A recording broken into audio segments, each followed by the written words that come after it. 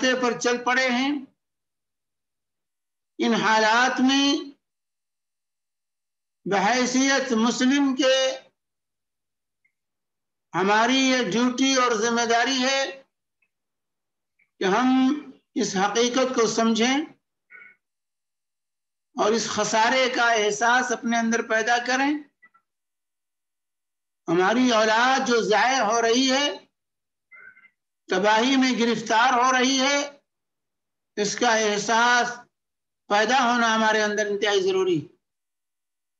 اور پھر اس ضیاع سے ان کو بچانے کا راستہ کیا ہے، اس کی سبیل کیا ہے، کیسے ہم اپنی اولاد کو، نئی نسل کو تباہی اور بربادی سے ان کو دور رکھ سکتے ہیں، کیسے انہیں بچا سکتے ہیں. یہ جاننا ہر ماں باپ کی، ہر بڑے بوڑھے کی یہ ڈیوٹی اور ذمہ داری. یہاں پر میں نے خطبہ مسنونہ کے بعد آپ کے سامنے قرآن پاک میں سے سورہ تحریم کی ایک آیت اور صحیح بخاری کی ایک روایت پیش کی،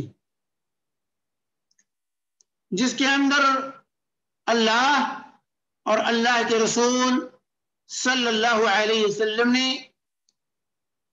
ہماری ذمہ داری اولاد کے سلسلے میں کیا ہے، اولاد کے ہمارے اوپر کیا حقوق ہیں، یہ واضح کیا ہے اللہ تبارک و تعالیٰ نے اور اللہ کے نبی صلی اللہ علیہ وسلم. کیونکہ عام طور سے ہمیں والدین کے حقوق یاد رہتے کہ والدین کا یہ حق ہے، یہ حق، لیکن اولاد کے کیا حقوق ہیں اس سے ہماری اکثریت غافل ہے. اس کو کوئی یاد ہی نہیں کرتا. یہ سبق کوئی پڑھتا ہی نہیں آج، جس کی وجہ سے آج تباہی اور بربادی ہے. تو اللہ تبارک و تعالیٰ نے قرآن پاک کے اندر فرمایا، پہلے اس کا ترجمہ سنیے. یا ایھا الذین آمنوا، اے ایمان والو،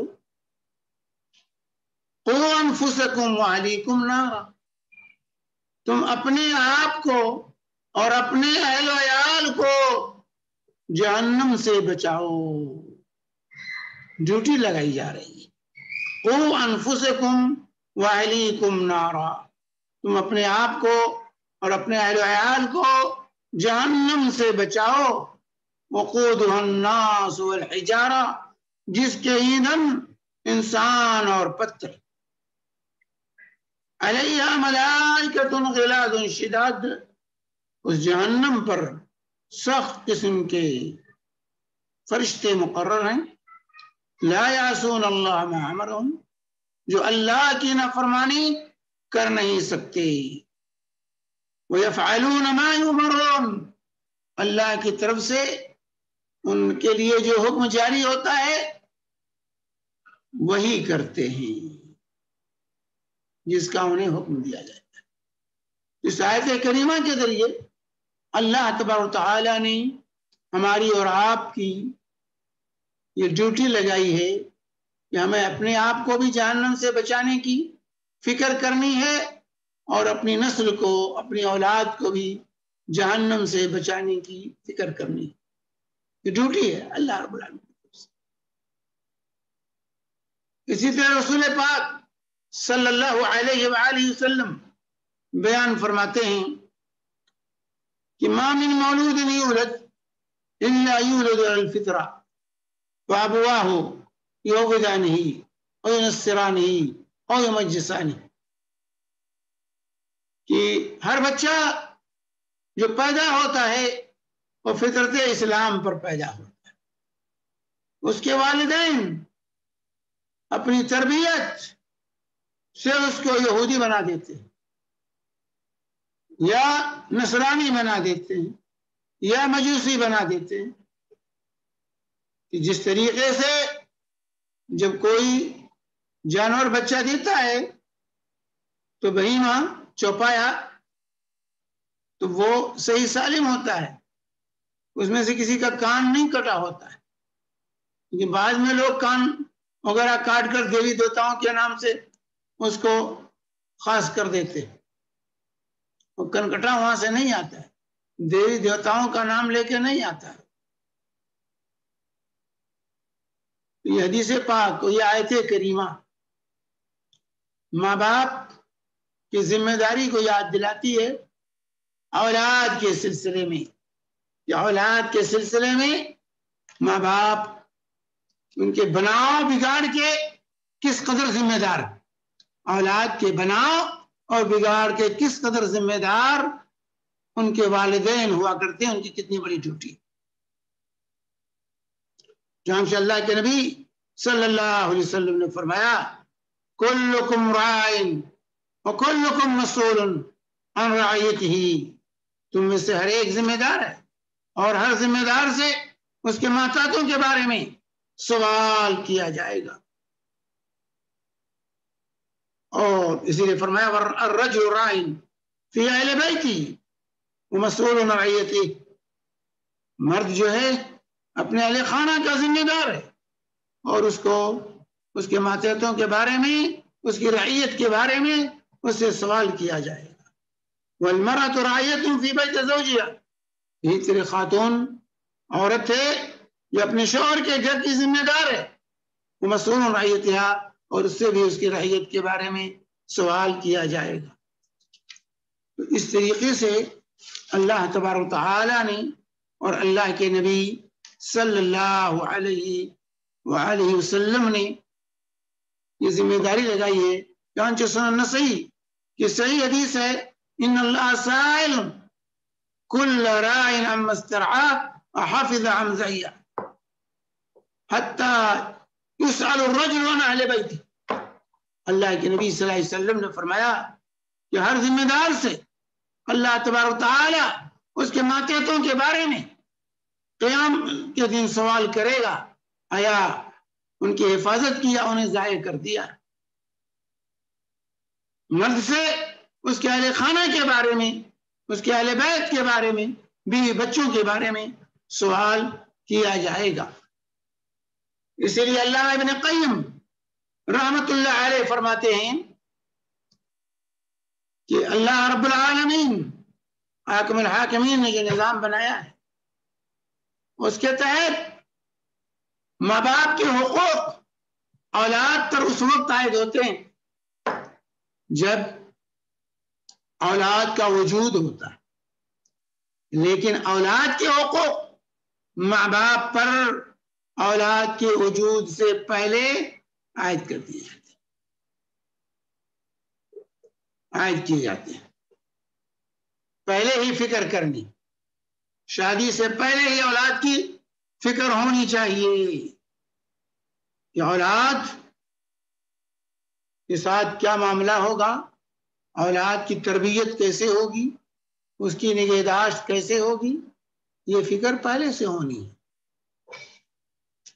تو اولاد جو ہے ایک طرف یہ نعمت اللہ تبارک و تعالی کی، اللہ تعالیٰ تبارک و تعالیٰ نے نعمت بنایا المال والبنون زینت الحیات الدنیا والباقیات الصالحات خیر عند ربک وثوابا وخیر عملا. مال اور اولاد یہ دنیاوی زندگی کی زینت بنا کے بھیجا اللہ تعالیٰ. اللہ تعالیٰ نے فرمایا وَأَمْدَدْنَاكُمْ بِأَمْوَالٍ وَبَنِينَ وَجَعَلْنَاكُمْ أَكْثَرَ نَفِيرًا، میں نے تمہاری مدد کی ہے، تم کو لے دیا ہے، مال بھی دیا، اولاد بھی دیے، اور تمہاری نفری تعداد کو بھی زیادہ کیا ہے. اسی لیے اللہ تعالیٰ نے کہا والذین یقولون ربنا هب لنا من ازواجنا وذریاتنا قرۃ اعین واجعلنا للمتقین اماما. جو لوگ کہتے ہیں اے ہمارے رب ہمیں ہماری بیویوں سے جو ہے اور ہماری اولاد سے آنکھوں کی ٹھنڈک بنا دے. آنکھوں کی ٹھنڈک تو اولاد یہ نعمت، یہ اولاد یہ نعمت ہے. پہلی چیز اس کی قدر پہچانیے اولاد کی. انبیاء بھی اولاد کی دعا کرتے تھے، نیک اولاد صدقہ جاریہ ہے. انبیاء حضرت ابراہیم کی دعا پڑھ لیجئے، رب هب لي من الصالحین، زکریا کی دعا پڑھ لیجئے، رب هب لي من لدنك ذریۃ طیبہ انک سمیع الدعاء، رب لا تذرنی فردا وانت خیر الوارثین، یہ زکریا علیہ السلام کی دعا۔ اللہ کے نبی صلی اللہ علیہ وسلم اولاد کی نعمت کا ذکر کے فرماتے ہیں، یہ اولاد، نیک اولاد، یہ صدقہ جاریہ ہے۔ اذا مات الانسان انقطع عنه عمله الا من ثلاثة اشیاء، صدقة جاریہ او علم ينتفع به او ولد صالح يدعو له۔ صحیح مسلم کی حدیث ہے، جب انسان مر جاتا ہے تو اس کے عمل کا سلسلہ منقطع ہو جاتا ہے، لیکن اس کا 3 عمل باقی رہتا ہے، صدقہ جاریہ کر کے جائے، یا نفع بخش علم چھوڑ کے جائے، یا نیک اولاد چھوڑ کے جائے جو اپنی دعاؤں میں اپنے ماں باپ کو یاد رکھے۔ یہ نعمت ہے۔ چنانچہ اللہ کے نبی صلی اللہ علیہ وسلم فرماتے ہیں، مسند احمد وغیرہ کی جو ہے صحیح حدیث ہے، ان اللہ عز وجل لیرفع الدرجة للعبد في الجنة فيقول يا رب أنى لي هذه فيقول باستغفار ولدك لك۔ اللہ تعالی جنتیوں کے درجات کو جو جنت میں بلند کرتا ہے تو وہ پوچھتے ہیں، اے ہمارے رب یہ مقام کیسے ملا مجھے؟ تو اللہ تعالی کہتا ہے بے استغفار والدیک لک، تیری اولاد تیرے لیے مغفرت کی دعا کر رہی ہے، تیری اولاد تیرے لیے مغفرت کی دعا کر رہی ہے، اس لیے تیرے درجات بلند کیے جا رہے ہیں۔ تو جہاں اولاد نعمت ہے وہیں پر اولاد امتحان اور آزمائش میں، یہ بھی یاد رکھیں۔ اللہ تعالیٰ فرما رہا ہے وَاعْلَمُوا أَنَّمَا أَمْوَالُكُمْ وَأَوْلَادُكُمْ فِتْنَةٌ وَأَنَّ اللَّهَ عِندَهُ أَجْرٌ عَظِيمٌ۔ یہ جان لو کہ انما اموالکم و اولادکم، کہ تمہارے مال اور تمہاری اولاد یہ آزمائش ہے، اور اللہ تعالیٰ کے بعد کے پاس بہت بڑا اجر ہے۔ یا ایھا الذین آمنوا ان من ازواجکم و اولادکم عدوا لکم فاحذروہم وان تعفوا وتصفحوا وتغفروا فإن اللہ غفور رحیم۔ انما اموالکم و اولادکم فتنہ واللہ عندہ اجر عظیم۔ کیا ایمان والو، تمہاری بیویاں، تمہاری اولاد تمہارے لیے دشمن، یعنی بعض بیویاں بعض اولاد تمہارے لیے دشمن ہیں، فاحذروہم، تم سے بچ کے رہو، اور اگر تم معاف کر دو، درگزر کر دو تو اللہ تعالیٰ بخشنے والا مہربان۔ انما اموالکم و اولادکم فتنہ، تمہارے مال تمہاری اولاد تمہارے لیے آزمائش، واللہ عندہ اجر عظیم، لیکن اللہ کے پاس بہت بڑا اجر اور ثواب ہے اگر تم نے ان کو صحیح طرح سے سنبھال لیا، تو ان کی صحیح تربیت کر لی، اس امتحان میں، اس آزمائش میں اگر پورے اتر گئے تو تمہارے لیے اجر و ثواب ہے، جنت کے بالا خانے ہیں، تمہارے لیے صدقہ جاریہ ہیں۔ تو اس طریقے سے قرآن کے متعدد مقامات پر اللہ تبارک و تعالیٰ نے ہمیں اور آپ کو توجہ دلائی ہے اس بات کی طرف کہ ہم اولاد کی قدر و قیمت کو پہچانتے ہوئے ان کی صحیح تربیت کا، صحیح پروان چڑھانے کا اہتمام کریں، انتظام کریں، اور تاکہ یہ اولاد دنیا میں بھی ہمارے لیے باعث راحت ہوں اور آخرت میں بھی باعث راحت ہوں، اور دنیا اور آخرت دونوں جگہ ہمیں اللہ کی رضا اور اس کی خوشنودی نصیب ہو۔ تو آئیے انشاءاللہ آج کی ملاقات میں ہم یہ دیکھتے ہیں کہ اسلام نے کتاب و سنت کے اندر ہمیں اولاد کے سلسلے میں ان کی تربیت سے متعلق کیا تعلیم دی گئی ہے، ہم اپنے اولاد کی تربیت کیسے کریں۔ تربیت پروان چڑھانا، پالنا۔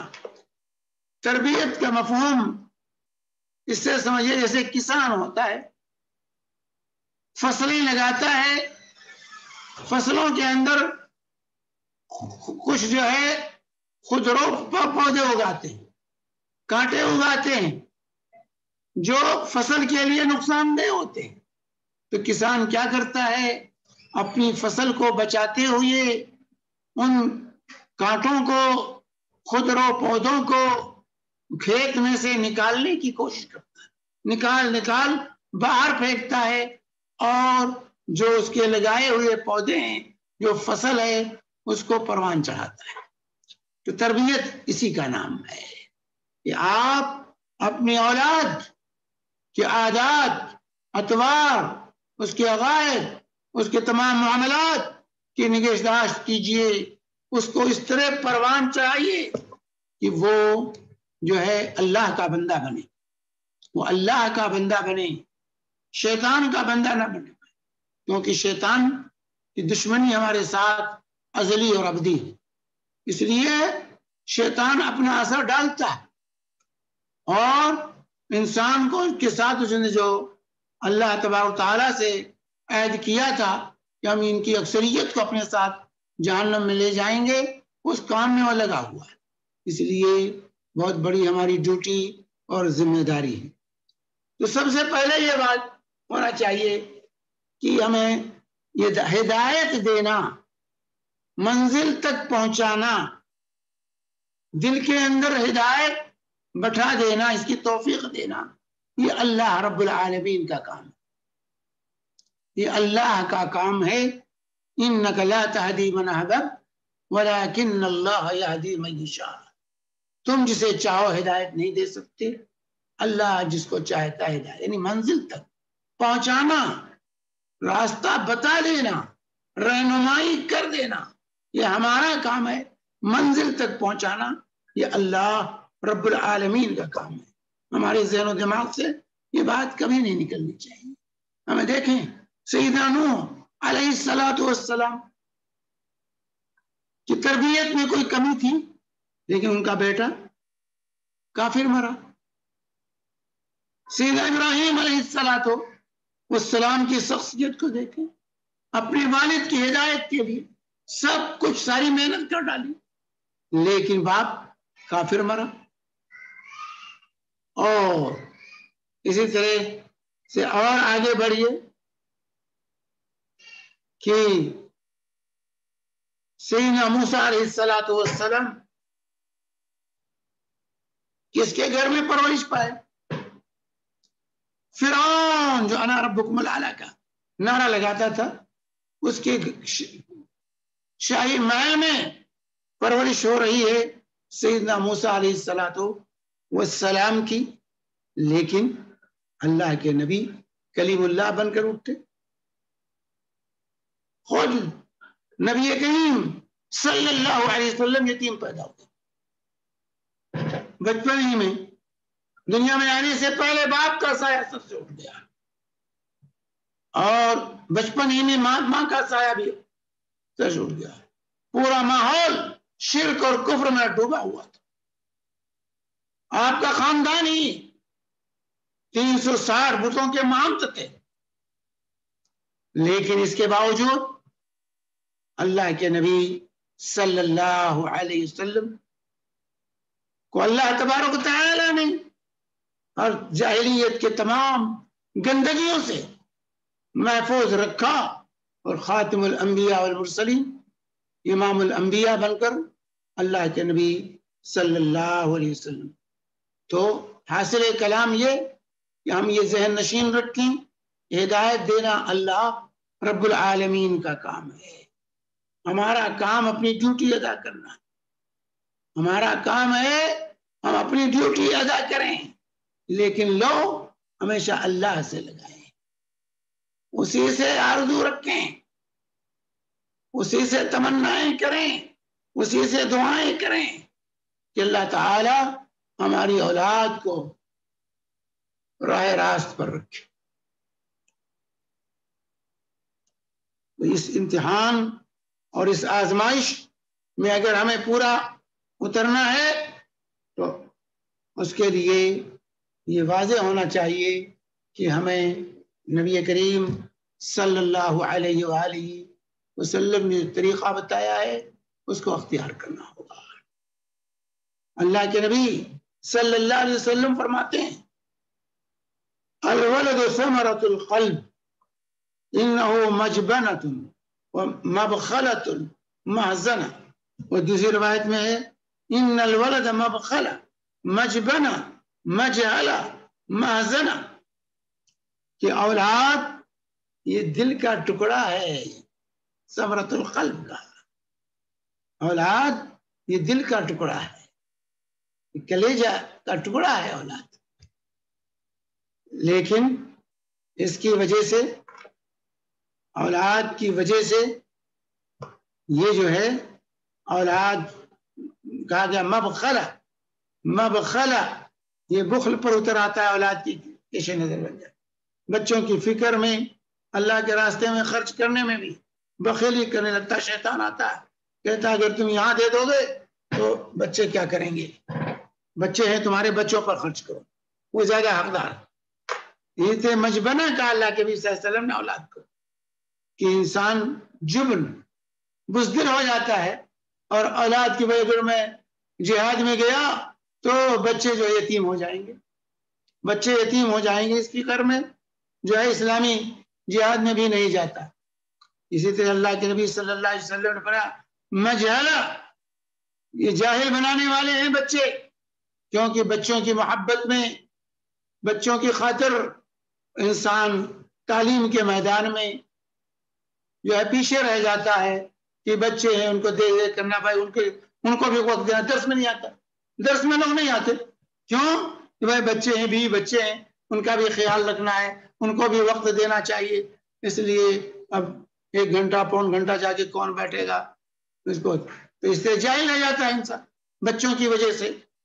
تو اسی لیے اللہ کے نبی صلی اللہ علیہ وسلم نے فرمایا مجہلہ، اولاد جو ہے کہ ماں باپ کو جاہل بنا دیتی، کہ بچوں کی فکر میں، بچوں کی مشغولیت میں اور علم کے میدان میں لوگ پیچھے رہ جاتے، علم حاصل نہیں کرتے، طلب علم سے پیچھے رہ جاتے، اسی لیے کہا محزنہ، محزنہ اولاد یہ حزن و ملال ان سے پیدا ہوتا ہے، بچہ بیمار ہوا تو ماں باپ تڑپنے لگتے، بچے کی بیماری کی وجہ سے غم سے نڈال ہو جاتے، جزا فضا پر اتر آتے ہیں، اور اسی طرح اولاد نافرمان نکل جائے تو بھی ماں باپ کی زندگی اجیرن ہو جاتی ہے، ان کی پوری زندگی حزن و ملال میں، غم میں ڈوبی رہتی۔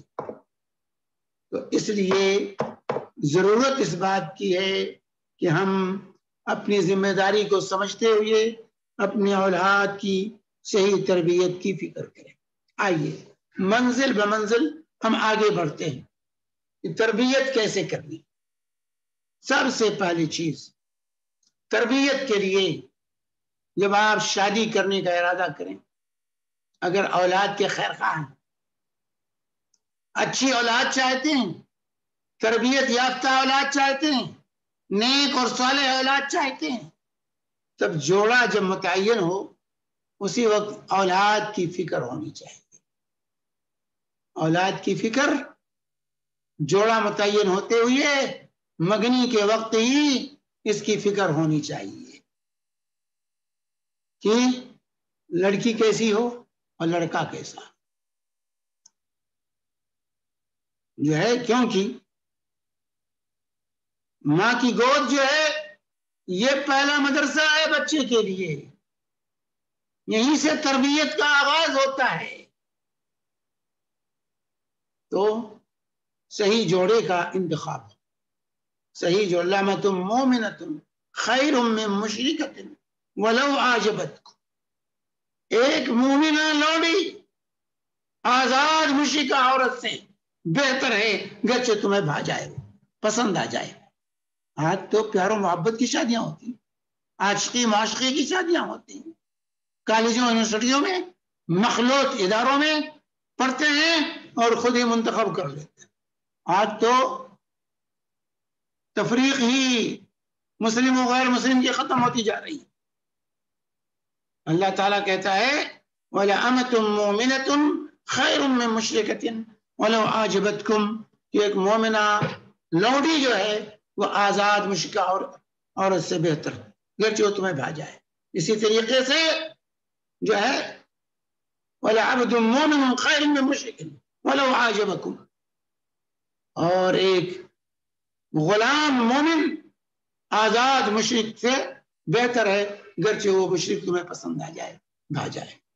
اس لیے جوڑا منتخب کرتے ہوئے اس بات کا خیال رکھنا ہے کہ وہ مومن صحیح معنی مومن، لڑکا بھی مومن ہو لڑکی بھی مومنہ ہو، لڑکا بھی نمازی ہو لڑکی بھی نمازی ہو، شریعت کے پابند. اسی لیے رسول پاک صلی اللہ علیہ وسلم نے صحیحین کی جو روایت ہے فَاظْفَرْ بِذَاتِ الدِّينِ تَرْبَتْ يَدَاكَ تُنْكَحُ الْمَرْأَةُ لِأَرْبَعٍ. کسی عورت سے رشتہ جوڑا جاتا ہے تو 4 معیار ہوتے ہیں لوگوں کے، لمالها مال کی بنیاد پر، ولحسبها خاندان کی بنیاد پر، لمالها ولحسبها ولجمالها حسن و جمال کی بنیاد پر، ولدینها دین کی بنیاد پر. یہ 4 معیار کام کرتے ہیں. تو اللہ کے نبی صلی اللہ علیہ وسلم نے فرمایا فَاظْفَرْ بِذَاتِ الدِّينِ، دیندار کو اختیار کر کے کامیاب ہو جاؤ. تو آج جو ہے رشتے جو جوڑے جاتے ہیں، کوئی حسن و جمال کو چاہتا ہے، کوئی مال و دولت کے تلاش میں رہتا ہے، کوئی حسن نسب خاندان کی تلاش میں رہتا ہے کہ وزیر کی بیٹی ہے، امیر کی بیٹی ہے، فلاں M P M L A کی بیٹی ہے. اور اسی لڑکوں کے بارے میں بھی یہی معیار اختیار کیا جاتا ہے کہ بیٹا کس کا ہے، کون سا خاندان ہے، مال کتنا ہے، کمائی کتنی ہے، تنخواہ کتنی ہے، اور اوپر کی کمائی کتنی ہے، یعنی رشوت سے کتنا کما لیتا ہے. آج یہی معیار ہمارا ہے، آج ہمارا یہی معیار ہے. تو ایسے ماحول میں جو بچہ پرورش پائے گا اس کی حالت کیا ہوگی؟ نہ لڑکے کے بارے میں اس کے دین کے بارے میں کوئی پوچھتا، نہ لڑکے کی دینداری کے بارے میں کوئی سوال کرتا ہے کہ لڑکا کیسا ہے، لڑکی کیسی، دین کا کیا معیار ہے، صوم و صلات کی پابندی ہے کہ نہیں ہے، نماز پڑھتا ہے بچہ کہ نہیں، بچی نماز پڑھتی ہے کہ نہیں پڑھتی ہے، بچی پردے کا اہتمام کرتی ہے کہ نہیں کرتی ہے، کوئی نہیں پھینکتی. یہ آج ہمارے یہاں نہیں. اسی لیے ہماری نسل برباد ہو رہی ہے، نئی نسل جو تباہ ہو رہی ہے کہ ہمارا معیار بدل چکا ہے، ہمارا معیار انتخاب بدل چکا ہے. اللہ کے نبی فرماتے ہیں فَاظْفَرْ بِذَاتِ الدِّينِ، دیندار کو اختیار کر کے کامیاب ہو جاؤ. کیونکہ ماں کی گود جو ہے یہ پہلا مدرسہ. یہاں جو بچہ سیکھتا ہے وہ کبھی نہیں بھولتا، کبھی نہیں بھولتا. باپ ہوا ہو جو خدا نہیں، جو نصرہ نہیں، جو مجسہ نہیں. ماں باپ کی تربیت کا اثر پڑتا ہے بچے پر، ماں باپ کی تربیت اثر انداز ہوتی ہے. تو اگر ماں بے پردہ گھومتی ہے تو بچی کہاں سے پردہ کرے گی؟ باپ گویا ہے تو بیٹا بھی گویا نکلے گا. باپ شرابی ہے بیٹا بھی شراب پیے گا، کون روکے گا اس کو؟ باپ بے نمازی ہے بیٹا بھی بے نمازی پیدا ہوگا. تو اللہ کے نبی صلی اللہ علیہ وسلم نے فرمایا فَاظْفَرْ بِذَاتِ الدِّينِ، دیندار کو اختیار کر کے کامیاب ہو جاؤ. اسی طرح آپ نے فرمایا اِذَا آتَاكُم مَّن تَرْضَوْنَ دِينَهُ وَخُلُقَهُ فَزَوِّجُوهُ فَإِن لَّمْ تَفْعَلُوا تَكُنْ فِتْنَةٌ فِي الْأَرْضِ وَفَسَادٌ عَرِيضٌ. کہ تمہارے پاس جب کوئی ایسا شخص رشتہ لے کر مانگنے کے لیے آئے، آپ کی بیٹی کا، آپ کی بہن کا، جس کا دین پسندیدہ دین ہو، جس کے اخلاق اچھے ہوں، فَانْكِحُوهُ فَزَوِّجُوهُ، اس کو رشتہ دے دو. ایسا نہیں کرو گے تو روئے زمین میں فتنہ برپا ہوگا، فساد جنم لے گا. تو رشتہ جوڑتے ہی بچوں کی فکر ہونی چاہیے کہ بچہ کی اس ماحول اس کے لیے صحیح ماحول کا انتظام ہو، صحیح لڑکی ہو صحیح لڑکے کا، صحیح بیوی صحیح شوہر کا، دیندار لڑکی ہو اور دیندار لڑکا ہو، صحیح العقیدہ لڑکی ہو صحیح العقیدہ لڑکا، اچھے اخلاق کی حامل لڑکی ہو اچھے اخلاق کا حامل جو ہے لڑکا. یہ ماں باپ کی ذمہ داری اور ڈیوٹی ہے رشتہ جوڑتے ہوئے ان چیزوں کا خیال رکھنا ہے، تب صحیح تربیت ہوگی. یہاں سے تربیت کا آغاز ہوتا ہے. اور اسی طریقے سے انسان کو چاہیے اکل حلال کھائے، حلال کھانے کی عادت ڈالیں، کیونکہ جو آپ کھاتے ہیں اسی سے نطفہ تیار ہوتا ہے. حرام کھا کے جو نطفہ تیار ہوگا اس کے بارے میں کیا گارنٹی آپ کی؟ حرام کھا کھا کے حرام مال سے خون بنے گا، پھر نطفے میں تبدیل ہوگا، پھر اس سے جو اولاد پیدا ہوگی تو خیر کہاں سے آئے گا؟ خیر کہاں سے گھسے گا؟ اس لیے اکل حلال، صحیح جوڑے کا انتخاب اور اکل حلال یہ ضروری ہے. دونوں جوڑے میاں بیوی حرام چیزوں سے بچائیں اپنے آپ، اگر اولاد کے وفادار ہیں تو. اگر صحیح اولاد چاہتے ہیں، صحیح تربیت چاہتے ہیں. دوسری بات کہ اولاد کی ولادت پر غم نہ منائیں، اولاد کی ولادت پر پابندی نہ لگائیں، ان کے سلسلے میں رکاوٹ نہ بنے. لڑکا پیدا ہو یا لڑکی پیدا ہو، دونوں صورتوں میں خوشی کا اظہار کریں، اللہ کا شکریہ ادا کریں. للہ ملک السماوات والارض یخلق ما یشاء یہب لمن یشاء اناثا ویہب لمن یشاء الذکور او یزوجہم ذکرانا واناثا ویجعل من یشاء عقیما. سورہ شورى کی آیت. اللہ فرماتا ہے کہ اللہ ہی کے لیے آسمان و زمین کی سلطنت ہے.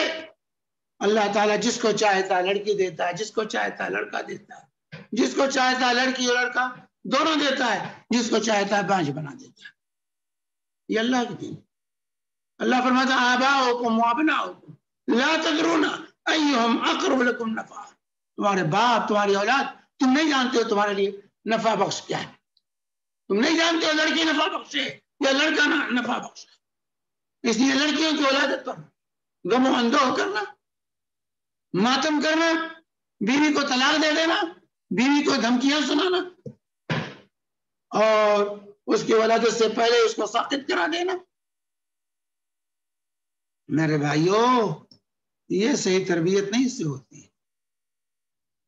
یہ ماں باپ اولاد کے حقوق کو مارنے والے. تو اولاد کی ولادت پر لڑکا ہو یا لڑکی ہو خوشی منائیں، خوش ہوں، اس نعمت پر اللہ کا شکریہ ادا کریں. آپ نہیں جانتے لڑکا آپ کے حق میں بہتر ہے یہ لڑکی. اللہ اپنے بندوں کے حق میں وہی کرتا ہے جو ان کے حق میں بہتر ہوتا ہے. آپ کے حق میں جب لڑکا بہتر ہوتا ہے اللہ لڑکا دیتا ہے، جب لڑکی بہتر ہوتی ہے اللہ لڑکی دیتا ہے. اللہ رب العالمین اپنے بندوں کا کبھی بھی برا نہیں چاہتا ہے. اللہ تعالی ہمیشہ اپنے بندوں کا خیر چاہتا ہے. اس لیے بچوں کی ولادت پر، بچیوں کی ولادت پر خوشی کا اظہار ہونا چاہیے، اللہ کا شکریہ ادا کرنا چاہیے، اس پر ناک بھوں نہیں چڑھانا چاہیے، بیوی کو دھمکیاں نہیں دینا چاہیے. کتنے جاہل ہیں جو اس طرح کی حرکتیں کرتے ہیں. دیکھیے مریم علیہ السلام تو لڑکی تھی نا، لیکن ان سے سیدنا عیسیٰ علیہ السلام کی ولادت ہوئی نا. اور فاطمہ رضی اللہ تعالیٰ عنہ لڑکی تھی نا رسول پاک صلی اللہ علیہ وسلم کی، لیکن کتنی نفع بخش ہوئی کہ ان سے سیدہ شباب اہل الجنہ، جنتیوں کے دو سردار وجود پذیر ہوئے، حسن اور حسین. تو لڑکیوں کو، یہی لڑکیاں ہیں، یہی عورتیں ہیں جن کے کوکھ سے انبیاء پیدا ہوئے، جن کے کوکھ سے صحابہ پیدا ہوئے. ابو بکر و عمر، عثمان و علی، عشرہ مبشرہ، اصحاب بدر، اصحاب حدیبیہ، اور اس کے بعد ائمہ اور محدثین فقہاء کی مقدس جماعت کہاں سے آئی ہے؟ عورتوں ہی کے کوکھ سے نکلے. تو عورتوں کو اگر نظر انداز کر دیں گے, ان کی ولادت پر غم منائیں گے, تو سورا سلسلہ ہی ختم ہو جائے گا.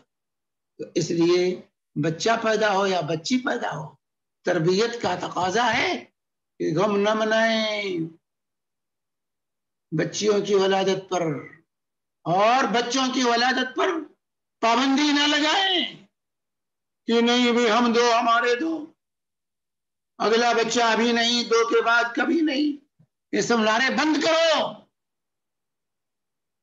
اللہ جس کو پیدا کرنا چاہے اس کو کوئی روک نہیں سکتا ہے. تو اللہ سے جدال, اللہ سے مقابلہ آرائی کرنے کا فائدہ کیا ہوگا؟ اللہ سے جدال کر کے, اللہ سے مقابلہ کر کے کوئی باہر نکل سکتا ہے؟ اس لیے اللہ واسطے اولاد کا یہ حق ہے کہ ان کی ولادت پر پابندی نہ لگاؤ, ان کا اسقاط نہ کراؤ. یہ اولاد کی حق تلفی ہے, ان کے حقوق کو مارنا ہے. تو اگر اولاد کی صحیح تربیت کرنا چاہتے ہیں تو اللہ لڑکا دے پھر بھی خوش رہیں, لڑکی دے خوش رہیں, ان کی ولادت پر پابندی نہ لگاؤ. لا تقتلوا اولادکم خشیۃ املاق. لوگوں محتاجی کے ڈر سے اپنے بچوں کو قتل نہ کرو کہ بھائی زیادہ بچے ہو جائیں گے تو کیا کھائیں گے, کیا پہنیں گے. اللہ جس کو بھیجتا ہے اس کی روزی کے ساتھ بھیجتا ہے, وہ رزق لے کے آتا ہے اپنا, آپ کے رزق میں سے کچھ نہیں لیتا. اور اسی طریقے سے ولادت کے بعد سب سے پہلا کام تحنیک تربیت کا یہ جز کہ اپنے بچوں کا تحنیک کرائیے. کھجور چبا کر بچے کے منہ میں اس کو جو ہے لگائیے, اندر انگلی سے رکھ کر چبائیے, پہلے ملائم کر لیجئے کھجور کو, اور پھر اس کو انگلی سے لے کر بچے کے منہ کے اندر, تالو وغیرہ کے اندر لگا دیں. یہ تحنیک ہے. حضرت عائشہ صدیقہ رضی اللہ تعالی عنہا فرماتی ہیں کہ جب بھی کوئی بچہ پیدا ہوتا تھا تو رسول پاک صلی اللہ علیہ وسلم کے پاس لایا جاتا تھا, اور اللہ کے نبی صلی اللہ علیہ وسلم تحنیک کرتے تھے. اس کے بعد صحابہ نے بھی اس سنت کو زندہ رکھا, تحنیک کا رواج رہا. تو تحنیک یہ سنت ہے کہ کھجور کو چبا کر بچے کے منہ میں لگایا جائے. کھجور کو چبا کر بچے کے منہ میں نہ لگایا جائے, اور جہاں کھجور میسر نہیں ہے وہاں پر شہد وغیرہ جو ہے میٹھی چیز شہد لگا دیا جائے اس کے منہ کے اندر, تاکہ یہ سنت ادا ہو جائے. اس سنت کی ادائیگی اس طریقے سے تربیت کا ایک اصول ہے, یہ تربیت کے اصول میں داخل ہے. اس سے کیا ہوتا ہے کہ اولاً بچے کے ولادت کے دوران اس کے غذا کا سلسلہ بند ہو جاتا ہے. ماں کے رحم میں جب تک بچہ رہتا ہے اس کو غذا پہنچتی رہتی ہے. جب ولادت شروع ہوتی ہے تو غذا کا سلسلہ بند ہو جاتا ہے دوران ولادت. اس لیے دنیا میں آنے کے بعد, ولادت کے بعد سب سے پہلے ضرورت ہوتی ہے اس کو غذا پہنچائی جائے, تاخیر نہ کی جائے. تو تحنیک یہ ولادت کے بعد جلد سے جلد ہونا چاہیے. اس سے کیا ہوتا ہے, منہ کے مسام کھل جاتے ہیں, اور کھجور کے اندر اللہ رب العالمین نے جو قوت اور طاقت رکھی ہے وہ جو ہے اس کے تمام غذائی ضرورت کو, بچے کی غذائی ضرورت کو پوری کرتا ہے. تو اس طریقے سے اس سنت کو زندہ کرنا چاہیے.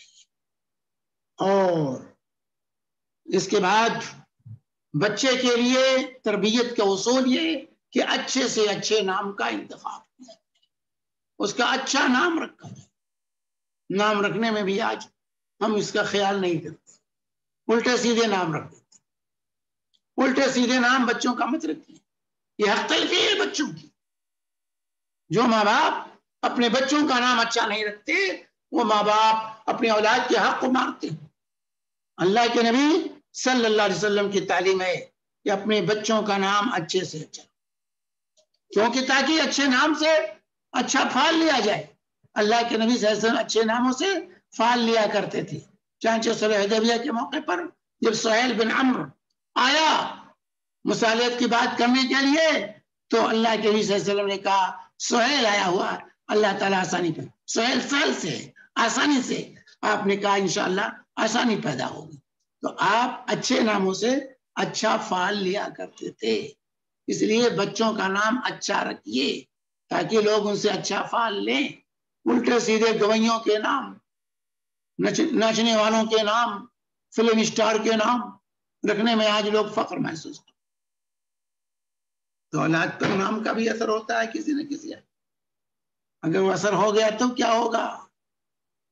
حضرت سعید بن مسیب رحمہ اللہ کہتے ہیں میرے دادا حسن جب رسول پاک صلی اللہ علیہ وسلم کے پاس آئے، آپ نے پوچھا کیا نام ہے؟ کہا حسن نام ہے۔ کہا تم حسن نہیں ہو؟ انہوں نے کہا نہیں، میرے ماں باپ نے یہی نام میرا رکھا ہے۔ تو اللہ کے نبی صلی اللہ علیہ وسلم نے کہا جب تم خود یہ نام پسند کرتے ہو تو میں کیا کر سکتا ہوں؟ تو حضرت سعید بن مسیب کہتے ہیں کہ ہمارے خاندان میں اس نام کا اثر رہا، برابر اثر رہا۔ تو بہرحال نام کا اثر بھی ہو سکتا ہے، لازم نہیں، ہو سکتا ہے، اس لیے اچھے سے اچھا نام رکھو۔ اچھے ایک روایت کے اندر تو یہاں تک کہا گیا تو اپنے بچوں کا نام اچھا رکھو، قیامت کے دن تمہیں تمہارے باپوں کے نام سے پکارا جائے گا۔ اچھا نام تاکہ ماحول میں لوگوں کے درمیان بچہ ذلیل نہ ہو، الٹے سیدھے نام رکھ دیں، لوگوں کے درمیان اس کی ہتک ہو کہ کیا نام ہے بھائی، کوئی گھوڑے رکھ دیتا ہے، کوئی اینٹ رکھ دیتا ہے، کوئی کچھ بھی رکھ دیتے ہیں۔ نام اچھے سے اچھا رکھیے۔ اچھا نام کا مطلب ہے توحید کا نام ہو، شرکیہ نام نہ ہو۔ پہلے پیر بخش، مدار بخش نام رکھ دے، عبد النبی، عبد المصطفیٰ نام رکھ دیں گے تو پہلے ہی آپ نے اس کا راستہ متعین کر دیا۔ شرکیہ نام نہ رکھا جائے، فواحش و منکرات کا معنی رکھنے والے الفاظ میں نام نہ رکھا جائے،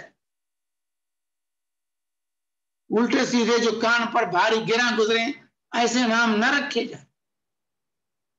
نام اچھے ہوں، مختصر ہوں اور زبان پر آسان ہوں اور ان کا معنی اچھا ہو۔ انبیاء کے نام، صحابہ کے نام، صحابیات کے نام، ائمہ کرام کے نام، ان کے ناموں سے اپنے بچوں اور بچیوں کا نام رکھیے۔ ناچنے والے، گانے والے، آج کل ایک فتنہ یہ پیدا ہو گیا نام رکھنے کے سلسلے میں کہ بھائی ایسا نام رکھو جو کسی کا نام، تو کہیں سے بھی لے آتے ہیں، معنی بھی نہیں معلوم، کچھ نہیں، جو ہے کسی کافر کا نام ہے، غیر مسلم کا نام ہے، وہ بھی نام لے آتے ہیں کہ یہ نام رکھے۔ نہیں میرے بھائی، نام اس کے معنی و مفہوم کو دیکھ کر، اس کی تاریخ کو دیکھ کر نام رکھنے کی کوشش کرنی چاہیے، اچھے سے اچھا نام۔ کبھی نام شرکیہ نام بدل دیجیے، جائز نہیں ہے بچوں کا شرکیہ نام رکھیں، کفریہ نام رکھیں، الٹے سیدھے نام رکھیں، نہیں، نام میں بڑی بد احتیاطی ہمارے یہاں مسلم معاشرے کے اندر پائی جاتی ہے، اس کو اصلاح کی شدید ضرورت ہے۔ اسی طرح بچوں کو اچھے ناموں سے، ہمارے یہاں عادت یہ خراب سی ہو گئی ہے کہ بچوں کا نام بگاڑ دیتے، نام کچھ رہتا ہے اور اس کو بگاڑ کر کے جو ہے بلاتے ہیں، یہ غلط۔ جو نام رکھا ہے اسی نام سے پکاریے۔ عبداللہ نام ہے تو عبداللہ ہی کہیے، عبد الرحمان نام ہے تو عبد الرحمان ہی کہیے، عبد الرحمان ہے تو رحمانوا کہیں گے، اور غلط ہے۔ جو نام رکھا گیا ہے اسی نام سے اس کو پکاریے، پیار سے اچھے ناموں سے پکاریے اپنے بچے، اس سے ان کو خوشی ہوتی ہے۔ ان کا نام آپ بگاڑ کر کے پکارتے ہیں تو بچوں کو بھی تکلیف ہوتی ہے، ان کو اپنی حتک محسوس ہوتی ہے۔ تو اچھے سے اچھا نام رکھیے، اچھے ناموں سے پکاریے۔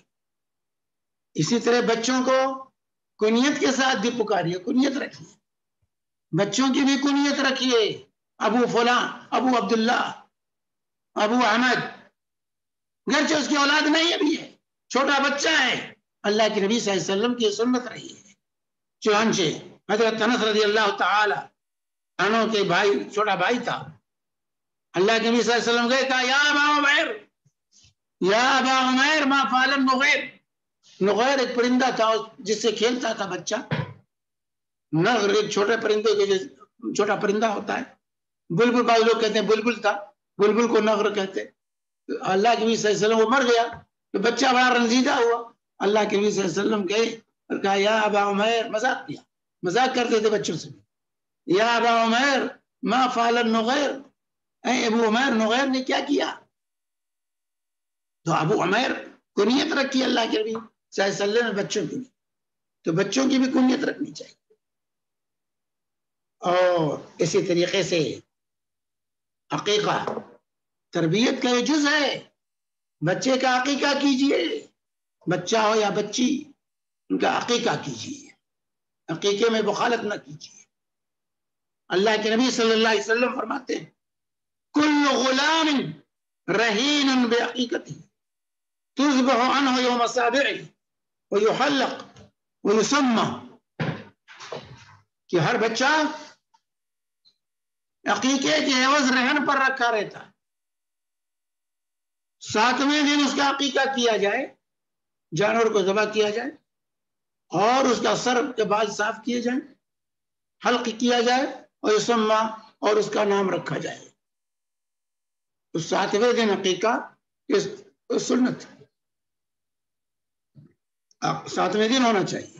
اور عقیقے کے سلسلے میں علماء کی جماعت واجب کہتی کہ عقیقہ واجب ہے، دوسری جماعت سنت مؤکدہ کہتی۔ تو بہرحال عقیقہ اگر استطاعت ہے تو ضرور عقیقہ کرنا چاہیے، بچے کا حق، یہ بچے کا ہمارے اوپر حق کہ ہم بچے کا عقیقہ کریں، اور اس سے اس کی تربیت ہوتی ہے۔ یہاں کہ اللہ کے بھی فرمایا کل غلام رہین بعقیقتہ، بچہ عقیقے کے عوض رہن پر رکھا، ہر کام کے لیے ضرورت پیسہ مہیا ہو جاتا ہے، لیکن عقیقہ آئے گا، قربانی آئے گی تو کہیں کیا مولانا صاحب عقیقہ قرض لے کے کر سکتے ہیں، قربانی قرض لے کے کر سکتے ہیں؟ فتویٰ پوچھیں گے، تب فتویٰ پوچھیں گے، اور دوسرے الٹے سے ٹی وی خریدنا ہے، انٹرنیٹ لگوانا ہے، تب نہیں فتویٰ پوچھیں گے کہ مولانا اس کے لیے قرض لے سکتے ہیں کہ نہیں لے سکتے۔ اللہ رحم فرمائے۔ تو بچہ رہن رکھا، علماء نے اس کی تشریح میں بیان فرمایا ہے، رہن پر رکھے جانے کا مطلب ہے کہ اس کی نشو و نما، اس کی تربیت صحیح نہیں ہوتی ہے۔ اگر عقیقہ استطاعت کے باوجود والدین نہیں کرتے، استطاعت نہیں ہے، اللہ معاف کرنے والا ہے، لیکن استطاعت کے باوجود عقیقہ نہ کریں تو اس سے تربیت متاثر ہوتی ہے بچے کی، اس لیے عقیقہ ضرور کرنے کی کوشش کرنی چاہیے۔ عقیقہ یہ اللہ کا شکرانہ ہے، بچے کی اس نعمت پر اللہ کا شکرانہ ہے، تو اور اس سے بچے کی نشو و نما پر یہ اس کا اثر پڑتا ہے۔ تو عقیقہ ہونا چاہیے، اور بچہ ہے تو 2 بکرے یا دمبے، اور بچی ہے تو 1 بکرا یا 1 دمبا، جو ہے اللہ کے نبی صلی اللہ علیہ وسلم نے ہمیں اس کی تعلیم دی ہے۔ عقیقے ذبح کریں عقیقے کے نیت سے، اور بچے کے سر کا بال صاف کریں، اس کے ہم وزن بال کے ہم وزن چاندی صدقہ کریں، اور اس کا اچھے سے اچھا نام رکھیں۔ 7ویں دن یہ 3 چیزوں سے فارغ ہو جانا چاہیے۔ اسی طریقے سے تربیت اولاد کے سلسلے میں آگے کی منزل ہے بچے کے ختنے کا انتظام کریں، ختنے کا اہتمام کریں۔ ختنہ یہ خصال فطرت میں سے، صحیحین کی روایت میں اس کو فطری خصائل میں اللہ کے نبی صلی اللہ علیہ وسلم نے اس کو شمار کیا ہے، ختنہ کو۔ تو ختنہ ہونا چاہیے، بچوں کا ختنہ واجب ہے، بچیوں کا ختنہ مستحب ہے، بچوں کا ختنہ واجب اور بچیوں کا ختنہ یہ مستحب ہے، راجح قول یہی ہے۔ بچوں کا ختنہ واجب ہے، ختنہ کیجئے، ختنے سے دور مت بھاگیے، ختنہ کیجئے، کیونکہ اس سے جو ہے آج کل تو پہچان بھی نہیں ہو پاتی ہے، شکل و صورت ہم نے ایسی مسخ کر لی ہے، وضع میں تم ہو نصارا تو تمدن میں ہونوت، یہ مسلمان ہیں جنہیں دیکھ کے شرمائے یہود۔ آج کل تو بہت سے مقامات پر ضرورت پڑتی ہے پینٹ کھولنے کی کہ بھائی لاش ملی، پتہ نہیں یہ کون ہے، مسلمان ہے یا غیر مسلم ہے، کیسے پہچانا جائے؟ شکل تو مسخ ہو چکی ہے، شکلیں مسخ کیے ہوئے ہیں لوگ، تو کیسے پہچانے کہ مسلمان ہے کہ کافر ہے؟ تو کہتے ہیں پینٹ کھولو تاکہ پتہ لگ سکے ختنہ ہے کہ نہیں، اگر ختنہ ہے تو مسلمان، ختنہ نہیں ہے تو کافر. تو ختنہ ضرور کرنا چاہیے. ختنہ اللہ کے نبی سیدنا ابراہیم علیہ السلام 80 سال کی عمر میں پہنچ کر انہوں نے اپنا ختنہ کیا تھا. انہوں نے اپنا ختنہ 80 سال کی عمر میں کیا تھا. حکم آیا ختنے کا تو انہوں نے نافذ کیا خود اپنے ہاتھ سے. اپنا ختنہ سیدنا ابراہیم علیہ السلام نے کیا. تو ختنے جو ہے یہ اسلامی تربیت کا ایک جز ہے. ختنہ کیجئے. ختنے کے جو ہے ایک تو اس سے علامت ہے مسلم اور غیر مسلم میں سے تمیز ہوتی ہے. نظافت کے لیے ضروری ہے, طہارت اور نظافت کے لیے ختنہ ضروری ہے. اور اس سے شہوت میں اعتدال پیدا ہوتا ہے. ختنے سے شہوت میں اعتدال پیدا ہوتا ہے, مرد بچوں کے بھی اور بچیوں کے بھی. شہوت میں اعتدال اس سے پیدا ہوتا ہے. تو بہرحال اور مختلف بیماریوں سے انسان جو عضو تناسل کی بیماریاں ہوتی ہیں اس سے انسان ختنے کی اور برکت سے محفوظ ہو جاتا ہے. اور پھر اللہ تبارک و تعالی سے مدد طلب کرتے ہوئے اولاد کی تربیت میں لگ جائیے. اللہ سے مدد طلب کیجیے, اللہ سے دعا کیجیے.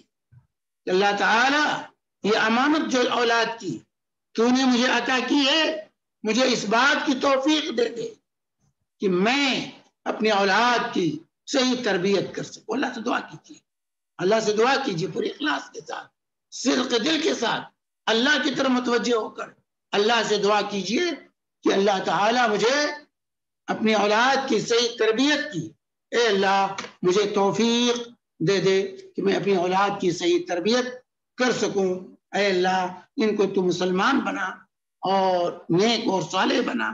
اس دعا کے ساتھ انسان کو چاہیے کہ وہ اللہ کے مدد طلب کرتے دعا کرے. اللہ کی مدد کی ضرورت ہے میرے بھائی. میں نے مثال دیا سیدنا نوح علیہ السلام کا بیٹا کافر نکل گیا اور اصحاب اخدود کا وہ فرد, وہ مسلمان بچہ, وہ بچہ جس کو بادشاہ نے جادوگر بنانا چاہا, لیکن اللہ تبارک و تعالی نے اس کو معاہد اور داعی بنا دیا. اس ایک بچے کی جیسے پوری کی پوری قوم مسلمان ہو گئی. تو اللہ کے ہاتھ میں ہے. اس لیے اللہ سے رابطہ رکھتے ہوئے, اللہ سے تعلق استوار کرتے ہوئے بچوں کی تربیت کی طرف توجہ دینا چاہیے. دعا کبھی نہ بھولے. اور اسی طریقے سے اپنی اولاد کو وقف کیجیے اللہ کے لیے, وقف کر کیجیے اللہ کے لیے, ان کی تربیت کیجیے اللہ کے لیے. چانچہ جیسا کہ حضرت مریم کی والدہ نے کیا کہا تھا, ربی انی نذرت لک ما فی بطنی محررا فتقبل منی انک انت السمیع العلیم. اے میرے رب, میرے بطن میں جو کچھ ہے, جو عمل ہے ٹھہرا ہے, میں اسے آزاد کرتی ہوں تیرے گھر کے لیے, میں اسے آزاد کرتی ہوں دین کی خدمت کے لیے. فتقبل منی, اللہ تو قبول کر لے. انک انت السمیع العلیم, بے شک تو سننے والا اور جاننے والا ہے. تو اس نیت سے, یہ نیت ہونی چاہیے, یہ نہیں بچوں کے سلسلے میں انسان کی یہ نیت ہونی چاہیے کہ ہمارا یہ بچہ یا یہ بچی دین کے کام آ جائے, یہ دین کے کام میں آ جائے, اللہ کے لیے کچھ کر گزرے. یہ اللہ کے بندے اور بندی بن کر اٹھتے ہیں, اللہ کے دین کے لیے کچھ یہ مفید اور کارگر ثابت ہو جائے. لیکن عام طور سے آج جو اولاد کی جو تمنا ہوتی ہے اور اولاد کی جو تربیت ہوتی ہے کہ ہمارا بیٹا بڑا بن جائے گا تو میرا نام ہوگا, بھائی اس کا بیٹا انجینئر ہے, اس کا بیٹا ڈاکٹر ہے, اس کا بیٹا پائلٹ ہے, اس کا بیٹا جو ہے سائنسداں ہے. تو اس نام کے لیے لوگ یا اس لیے پالتے ہیں بچہ ہوگا تو کمائے گا, ہماری روزی روٹی کا انتظام ہو جائے گا, ہماری خدمت کرے گا, اس لیے بچیوں کو جو ہے نظر انداز کرتے ہیں لوگ. تو یہ مادہ پرستانہ جو ذہنیت ہے یہ نقصان دہ ہے. یہ بچوں کی تربیت میں اس طرح کی مادہ پرستانہ ذہنیت جو آج رائج ہے یہ نقصان دہ ہے, اس سے پرہیز کیجیے. اللہ واسطے تربیت کیجئے، اللہ کا بندہ بنانے کی کوشش ہو کہ میرا بیٹا اللہ رب العالمین کو ماننے والا، اللہ کی شریعت پر عمل کرنے والا، ہماری بیٹی اللہ کی شریعت کو ماننے والی، اللہ کی شریعت پر عمل کرنے والی بن جائے، اللہ کے دین کے کام میں آ جائے، اللہ رب العالمین حاکم الحاکمین کے دین کی خدمت کے لیے وقف ہو جائے۔ تو یہ تمنا، یہ خواہش رکھ کر کے انسان کو اپنی اولاد کی تربیت کرنی چاہیے، اولاد کی تربیت کرنی چاہیے، کثرت سے دعائیں جاری رکھیں۔ ربنا هب لنا من ازواجنا وذرياتنا قرة اعین واجعلنا للمتقین اماما۔ اے ہمارے رب، ہمیں ہماری بیویوں سے، ہماری اولاد سے ہماری آنکھوں کی ٹھنڈک عطا فرما اور ہمیں متقیوں کا امام بنا دے۔ یہ دعا ہے، یہ اولاد کے حق میں دعا سکھائی گئی، یہ دعا کریں اولاد کے حق میں، اولاد کے حق میں یہ دعا کریں۔ اور اسی طرح میرے بھائیوں، یہاں پر اس سے پہلے شادی کے وقت اولاد کی فکر ہونی چاہیے، وہ بات رہ گئی ہے، اولاد کی فکر شادی کے وقت ہونی چاہیے۔ جب بیوی پہلے رات آپ کے گھر میں آئے تو آپ اس کے سر کے پر ہاتھ رکھیے، پیشانی پر ہاتھ رکھیے، اللہ سے دعا کریے، اللہم انی اسألک خیرہا وخیر ما جبلت علیہ واعوذ بک من شرہا وشر ما جبلت علیہ۔ یہ دعا پڑھیے، شادی کر لیتے ہیں دعا یاد ہی نہیں، یہ دعا کیجئے اللہ تعالیٰ سے۔ اور میاں بیوی دونوں پہلی رات میں 2 رکعت نماز پڑھے، پہلی رات میں 2 رکعت میاں بیوی مل کر، صحابہ کی یہ سنت ہے، پہلی رات میں میاں بیوی، شوہر نماز پڑھائے، بیوی اس کے پیچھے نماز پڑھے گی، 2 رکعت نماز پڑھنا ہے۔ اور اسی طرح اللہ کے نبی صلی اللہ علیہ وسلم نے دعا سکھائی، یہ تربیت کے اصول ہیں، دعا سکھائی اللہ کے نبی صلی اللہ علیہ وسلم نے۔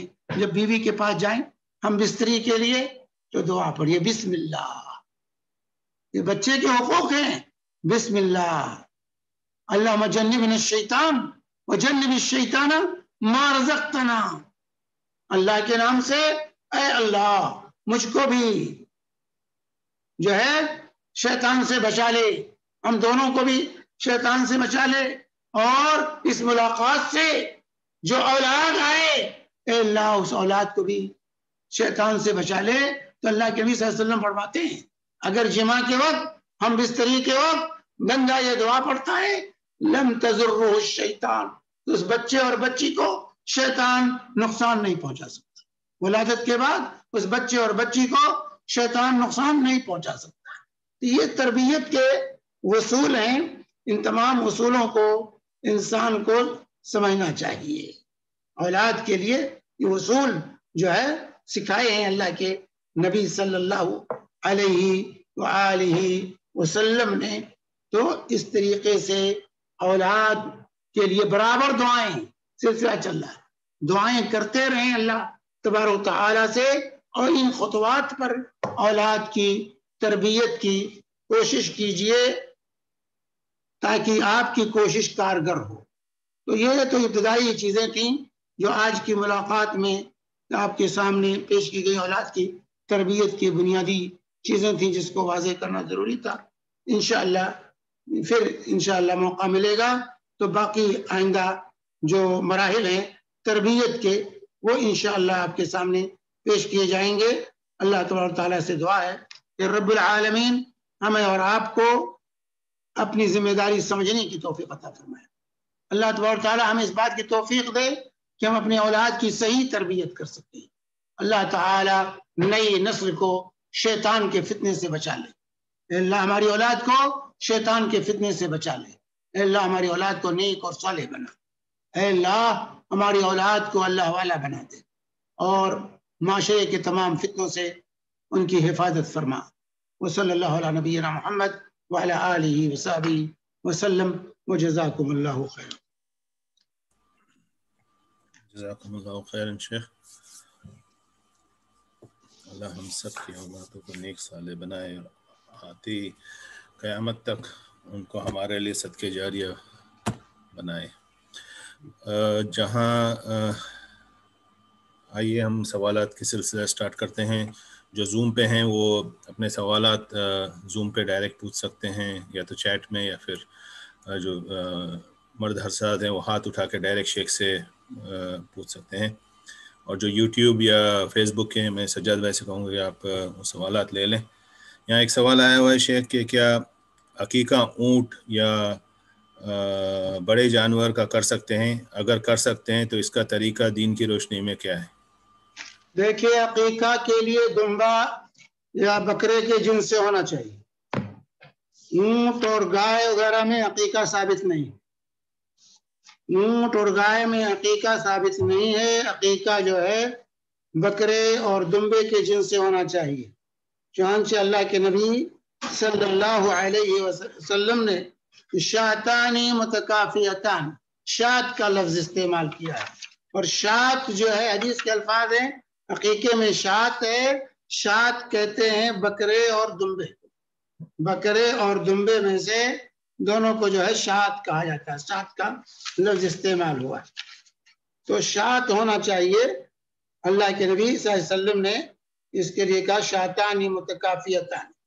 چنانچہ اللہ کے غلام شاتین وعن الجاریت شاتن. حضرت عائشہ کی روایت ہے کہ امرنا رسول اللہ صلی اللہ علیہ وسلم ان نعق عن الغلام شاتین وعن الجاریت شاتن، کہ اللہ کے نبی صلی اللہ علیہ وسلم نے ہمیں اس بات کا حکم دیا کہ ہم لڑکے کی طرف سے 2 بکرے یا دمبے اور لڑکی کی طرف سے 1 بکرا 1 دمبا ہم ذبح کریں. یہ دیکھیں سنن ترمذی، ابن ماجہ وغیرہ کی یہ صحیح حدیث. تو جو ہے انسان کو چاہیے کہ وہ جو ہے بکرا یا دمبا کا انتخاب کرے. گائے کا اور اونٹ کی جو ہے ذبیحہ عقیقے میں ثابت نہیں. عقیقے میں اس کا ثبوت رسول پاک صلی اللہ علیہ وسلم سے نہیں ہے، اس لیے اس کو نہیں ہونا چاہیے. اور کچھ لوگوں نے قربانی پر قیاس کیا ہے، تو عقیقے کو قربانی پر قیاس کرنا صحیح نہیں.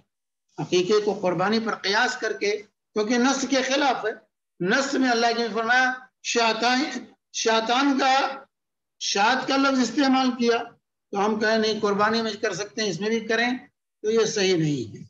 اور پھر جان جو ہے 2 بکرے کا اپنے لڑکے کی طرف سے، 1 بکری لڑکی کی طرف سے.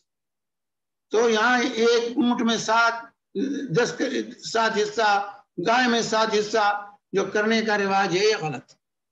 یہ غلط. پورا بکرا دینا، پوری بکری دینی ہے، بکرا دینا ہے، تو یہ ہے اصل. تو عقیقے میں ثابت نہیں ہے. اونٹ کی عقیقہ یا گائے کا عقیقہ یہ ثابت نہیں. جزاک اللہ خیرا شیخ. یہاں پہ شیخ کسی کا سوال ہے کہ کیا آپ یعنی پوچھ رہے ہیں کہ کیا آپ سوشل میڈیا اور آج کل کے جوانوں کا یہ اس پہ ہوگی آگے گفتگو، یا آج ختم ہو گئی تربیت، اولاد کی تربیت؟ نہیں یہ ہے یہ جو واٹس ایپ وغیرہ جو ہے، فیس بک، نہیں ختم نہیں ہوگی. تو یہ ابتدا تھا، یہ ابتدائی چیز تھی. 1 دن میں نہیں ہو سکتا پورا. پھر انشاءاللہ آگے بتائیں گے. اس سے آگے کا مرحلہ آگے پروگرام میں انشاءاللہ ہو سکتا ہے. اگلا پروگرام تو شعبان لے لے، جی ہو سکتا ہے، نہیں تو اس کے بعد والے پروگرام میں انشاءاللہ. یہاں ایک سوال ہے کہ بکرا عقیقہ دینے پر بھی بال کا بھی صدقہ دینا ہے کیا؟ سر کے بال ہاں، بچے کے جو سر کے بال عقیقے کے بعد بھی وہ الگ ہے. عقیقے کا بدل نہیں ہو. بچے کے سر کے بال کو صاف کر کے اس کے ہم وزن چاندی صدقہ کریں. اس کے ہم وزن جو ہے چاندی صدقہ کرنا ہے. جی. اور ایک سوال یہاں یہ ہے کہ حدیث ہے حضرت ابو رافع کی، فاطمہ رضی اللہ تعالی عنہ سے رسول پاک صلی اللہ علیہ وسلم نے کہا تھا اعلقی راسہ وتصدقی بوزن شعرہ فضہ علی المساکین، ان کے سر کو صاف کر کے اس کے ہم وزن جو ہے، بال کے ہم وزن جو ہے چاندی جو ہے مسکین پر صدقہ کرو. یہ فاطمہ کو اللہ کے نبی صلی اللہ علیہ وسلم نے کہا تھا، جیسا مسند احمد اور بہقی وغیرہ کی روایت. جی شیخ یہاں پہ سوال ہے کہ عقیقہ بھی کیا تھا اللہ کے نبی صلی اللہ علیہ وسلم نے، حسن حسین کا عقیقہ بھی کیا تھا، اور اس کے باوجود کہا تھا کہ بال کے ہم حسن چاندی صدقہ کرو. تو اس کے اتنا پیسہ بھی دے سکتے ہیں نا صدقے میں، یعنی چاندی کے. اب چاندی اصل چاندی کا لفظ ہے، اب چاندی نہیں تو پیسہ اس کی قیمت کیا ہوگی، قیمت لگا کے پیسہ بھی دے سکتے ہیں مسکین کو. جی یہاں پہ 2 اور سوال آئے ہیں، لیکن میں پہلے چونکہ ابھی مطلب بھائی کا ہاتھ اٹھا ہوا ہے تو ان سے پہلے میں کہوں گا کہ آپ کا سوال کیجئے، پھر میں سجاد بھائی سے کہوں گا کہ یوٹیوب اور اس کے سوال لیں، پھر بعد میں یہ سوال لیتا ہوں. جی مطلب بھائی. السلام علیکم شیخ صاحب. وعلیکم السلام ورحمۃ اللہ. شیخ صاحب ایک پوسٹ آیا تو اس کا میرے کو پڑھتا ہوں آپ کے لیے. رمضان شریف کا پہلا روزہ 14/4/21 کو ہے، تو نبی کریم صلی اللہ علیہ وسلم کا ارشاد ہے جو بھی رمضان کی خبر سب سے پہلے دے اس کے لیے جہنم کی آگ حرام ہے. آپ بھی کسی کو بتائے تاکہ آپ کی جہنم سے آزادی ہو جائے. اس کی شیخ صاحب کوئی دلیل ہے تو بتائیے. یہ جھوٹ ہے، جھوٹ ہے، جھوٹ ہے. یہ کس بیانی کیسے معلوم ہوا چاند کب ہوگا؟ چاند کب ہوگا کیسے پتا چلا اس کو؟ یہ 14 کو کیسے کہہ دیا اس نے رمضان ہے؟ بھائی اللہ کی فرمایا صوموا لرؤیتہ وافطروا لرؤیتہ، چاند دیکھ کر کے روزہ رکھو، چاند دیکھ کے روزہ توڑو. اب چاند کب نکلے گا؟ 29 کا ہوگا کہ 30 کا ہوگا؟ پہلے سے کیسے تاریخ متعین کر دیا کہ فلاں تاریخ کو رمضان ہے؟ نہیں اس طرح جھوٹ، اتنا جھوٹ کوئی کہہ نہیں سکتا کب چاند ہے. رمضان پہلا رمضان کب ہے؟ کیونکہ مہینہ کبھی 29 کا ہوتا ہے کبھی 30 کا ہوتا ہے. تو جب تک چاند نہ نکل آئے یا 30 کی تاریخ پوری نہ ہو جائے اس وقت کیسے کہہ سکتے ہیں کب رمضان ہے؟ تو آج ہی سے کیسے کہہ دیا 14 جو ہے جو رمضان ہے؟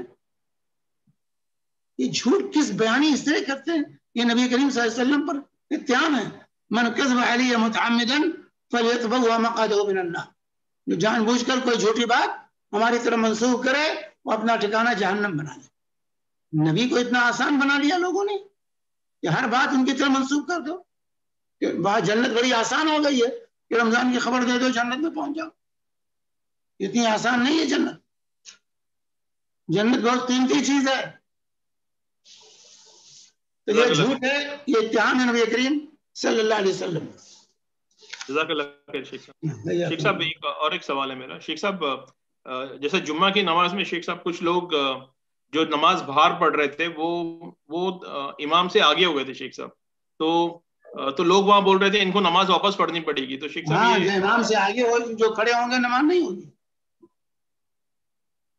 اچھا ٹھیک ہے شیخ صاحب، جزاک اللہ.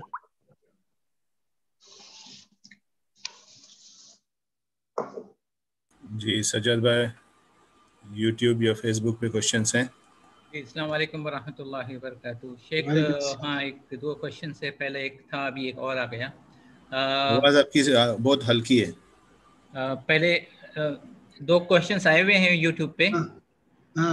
پہلا سوال یہ ہے کہ لڑکی کی شادی کے لیے اگر کچھ دعا ہو تو بتائیے. کسی نے بولا کہ سورہ جمعہ پڑھنا چاہیے 40 دن تک تو رشتہ ہوگا. ایسا کچھ نہیں ثابت، ایسا کچھ ثابت نہیں ہے.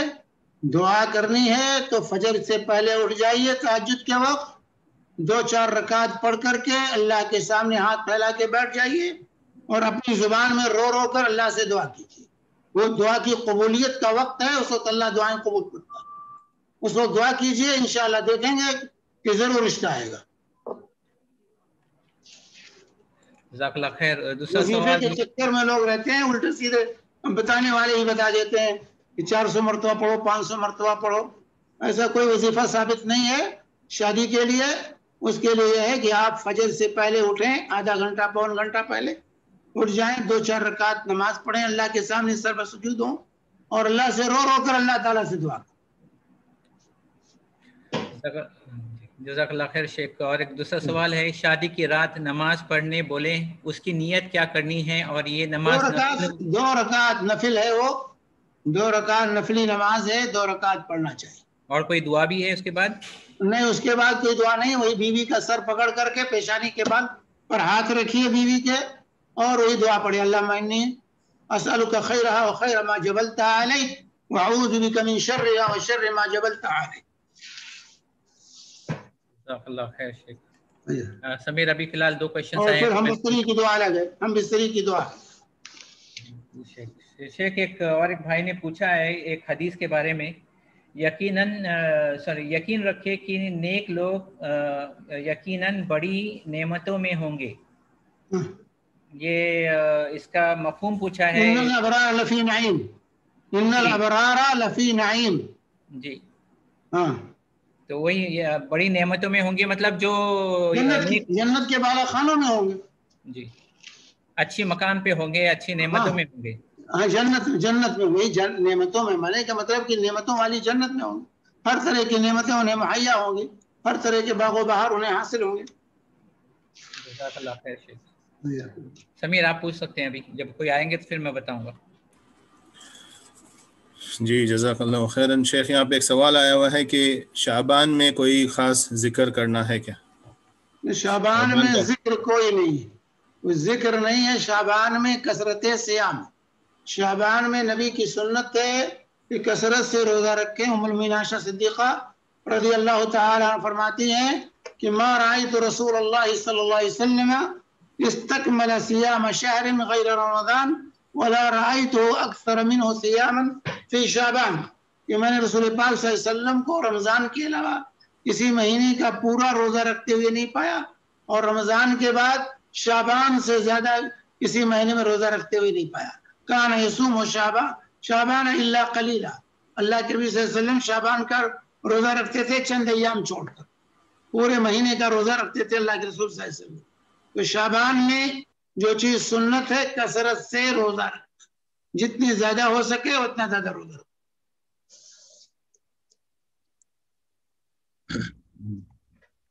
جی ابھی ویسے یہ لگتا ہے اگلے ہفتے آئے گا. شعبان میں نبی صلی اللہ علیہ وسلم 15 تک روزے رکھتے تھے، پھر اس کے بعد روزے روک دیتے تھے رمضان کے لیے. نہیں، وہ اس طرح نہیں ہے. یہ ہے اذا انتصف شعبان فلا تصوموا، اذا انتصف شعبان فلا تصوموا، جب نصف شعبان گزر جائے تو روزہ نہ رکھو. اس کا 2 مفہوم بیان کیا گیا اس حدیث کا. یہ قول ہے رسول پاک صلی اللہ علیہ وسلم کا. حضرت عائشہ کہتے ہیں اکثر ایام اس مہینے کا آپ روزے میں گزارتے تھے، اکثر ایام الا قلیلا، چند ایام کو چھوڑ کر. تو یہاں جو انتصف شعبان فلا تصوموا، یعنی وہ لوگ جو نصف شعبان تک روزہ نہیں رکھے، نصف شعبان کے بعد اب روزہ نہ رکھے، لیکن جو پہلے سے روزہ رکھتے ہوئے آ رہے ہیں وہ نصف شعبان کے بعد بھی روزہ رکھ سکتے ہیں. ایک تو مفہوم یہ ہے. دوسرا مفہوم یہ ہے اذا انتصف شعبان فلا تصوموا، یعنی شعبان کے آخری ایام.